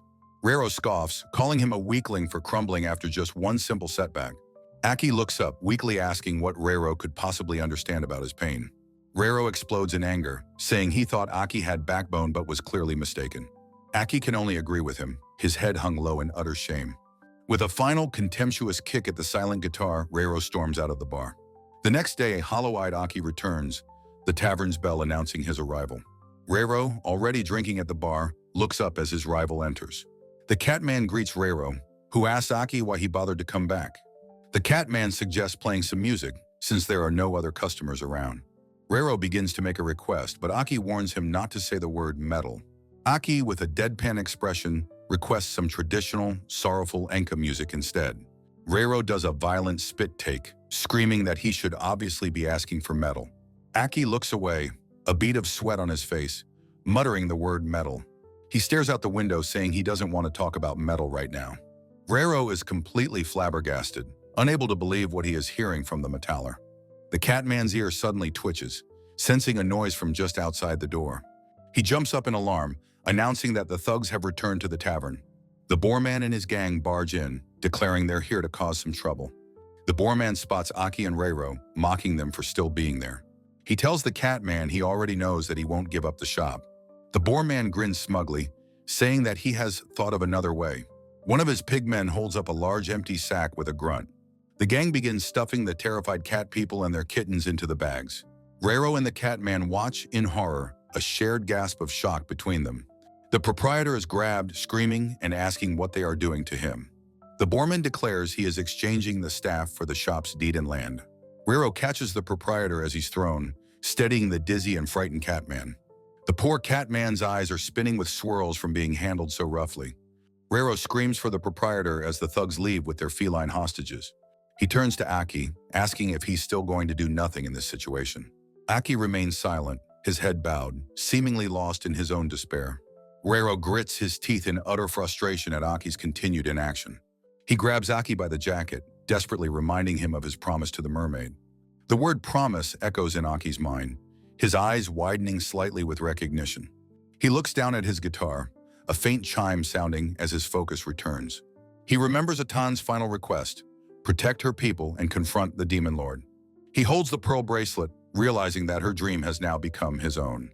He clenches his fist around the bracelet, vowing to fulfill her dream alongside his. He declares that he will keep his promise, his unwavering belief a solid anchor. Aki screams with renewed passion that he loves metal, that it is his undeniable truth. Lightning crackles around him as he declares that the only thing he can do is play metal. Reiro, seeing the change, grins and says he'll chase them down and beat them up. Aki points out that Reiro's guitar is working again, but Reiro is just happy the cats are safe. Reiro states that if Aki is useless, he'll burn with passion, which Aki readily accepts. The pigmen march triumphantly through the forest, carrying their stolen sacks. The leader boasts about how well their plan went, his subordinate agreeing it was easy. The Boarman laughs, declaring the shop and land are finally theirs, before being interrupted. Reiro appears before them, pointing accusingly and demanding they return the cats. The pigmen glare back, unimpressed by the reappearance of their powerless opponents. The Boarman laughs, asking why the weaklings came back to get beaten up again. Aki glares back, a powerful "ha!" bursting from him, signaling his return to form. Reiro astutely observes that their opponents are pig-like beastmen. He excitedly identifies them with Mötley Crüe's Generation Swine album cover. The glam rocker flashes his new ally a knowing and confident smirk. The Boarman leader grows angry, enraged at being completely ignored. He roars at his minions, ordering them to attack the insolent musicians. The three pigmen immediately begin to bicker amongst themselves. They argue over who should get the honor of attacking first. Two of the pigs preen proudly while the third is confused. One of the pigmen finally breaks free and charges with a roar. Reiro's eyes narrow in concentration, calmly telling the beast to come on. Wreathed in black fire, he vows not to forgive this slight against the cats. Aki expresses concern, asking Reiro if he is truly ready to fight. Reiro confidently asks if Aki's guitar has his power back. Aki states that of course it does, for he is a true metaller. Standing back to back, they unleash a devastating combined attack. A massive explosion of fire and lightning engulfs their foes. The two musicians stand victorious amidst the fading blast. They bump fists, a silent gesture of newfound respect and camaraderie. The Boarman screams in fury as he is blown away by the blast. Tioro, watching from afar, remarks on their overwhelming strength. Back at the tavern, Lizzie, Tioro, and Tak wait for their return. They react in shock upon learning their friends went on a rescue mission. The Catman proprietor calmly confirms that this is indeed the case. He shows them a note from Reiro promising to save the cats. Tioro groans in exasperation at Reiro's reckless bravado. He grumbles about Aki getting roped into such a mess. Tioro reassures the others, certain their enemies are no match for them. The kidnapped cat staff suddenly bursts through the door, crying with joy. The proprietor embraces his staff in a tearful, purring reunion. Lizzie and Tack look around, wondering where their friends have gone. The sound of heavy boots announces the hero's grand return. Aki and Reiro stride in, telling everyone not to worry. Reiro proudly boasts that they have dealt with the thugs for good. The grateful Catman thanks them with a heartfelt meow. Reiro laughs, soaking in the praise for his incredible strength. He stands proudly as the adoring cats flock around him. Tioro pulls Aki aside, asking if he truly defeated the thugs alone. Aki quietly admits that Reiro was the one who helped him. Tioro observes that his friend seems to have grown from the experience. Aki looks down, silently contemplating his own internal change. He looks up with new conviction, stating that he has made a resolve. His loyal companions watch him with warm, supportive smiles. Reiro awkwardly calls out to Aki, trying to find the right words. He shouts that it was fun, especially getting to talk about Motley Crue. Aki allows himself a small, rare smile and agrees that he did too. Reiro smirks, opening a swirling black portal to make his exit. He promises to defeat Aki the next time they meet, then vanishes. The dark swirling portal to the Demon Lord's castle remains open. The party stares at the ominous gateway left behind in the tavern. Tioro wonders if the portal is a direct line to their enemy's fortress. The swirling vortex hums with a dark, foreboding energy. The party stands before the portal, their final destination now clear. Aki states that a direct path to the Demon Lord is convenient. Tioro agrees with a confident grin, ready for the challenge. Lizzie cheers, her voice filled with determined excitement. Tack pumps his fist, shouting that they should go at once. They step through, only to emerge in a lush, unfamiliar forest. Tack complains loudly that this isn't the Demon Lord's castle at all. Aki pauses, sensing something large in the distance. A magnificent multi-tiered Japanese castle towers above the trees. Aki is stunned, recognizing the architecture from his own world. He wonders aloud if he has somehow returned home to Japan. Tack points to the structure, asking if his brother recognizes it. Aki explains that it looks exactly like a castle from his world. Tioro clarifies that it is a unique castle on this continent. Aki quietly accepts that he has not yet returned home. His expression hardens with purpose. He still has work to do here. Tioro suggests they investigate the castle, as it may be a clue. The party begins their journey through the woods toward the castle. A familiar voice suddenly calls out to Lord Aki from the trees. A large muscular figure emerges from behind a nearby tree. It is Carmine, the warrior from the Colosseum, who greets them warmly. He beams with joy, exclaiming how long it has been since they met. He thanks Aki profusely for saving their king, striking a familiar pose. Lizzie realizes this must be one of the people Aki has helped. Carmine asks if they are heading to the castle, calling it perfect timing. He explains that their king would be delighted to finally meet Aki.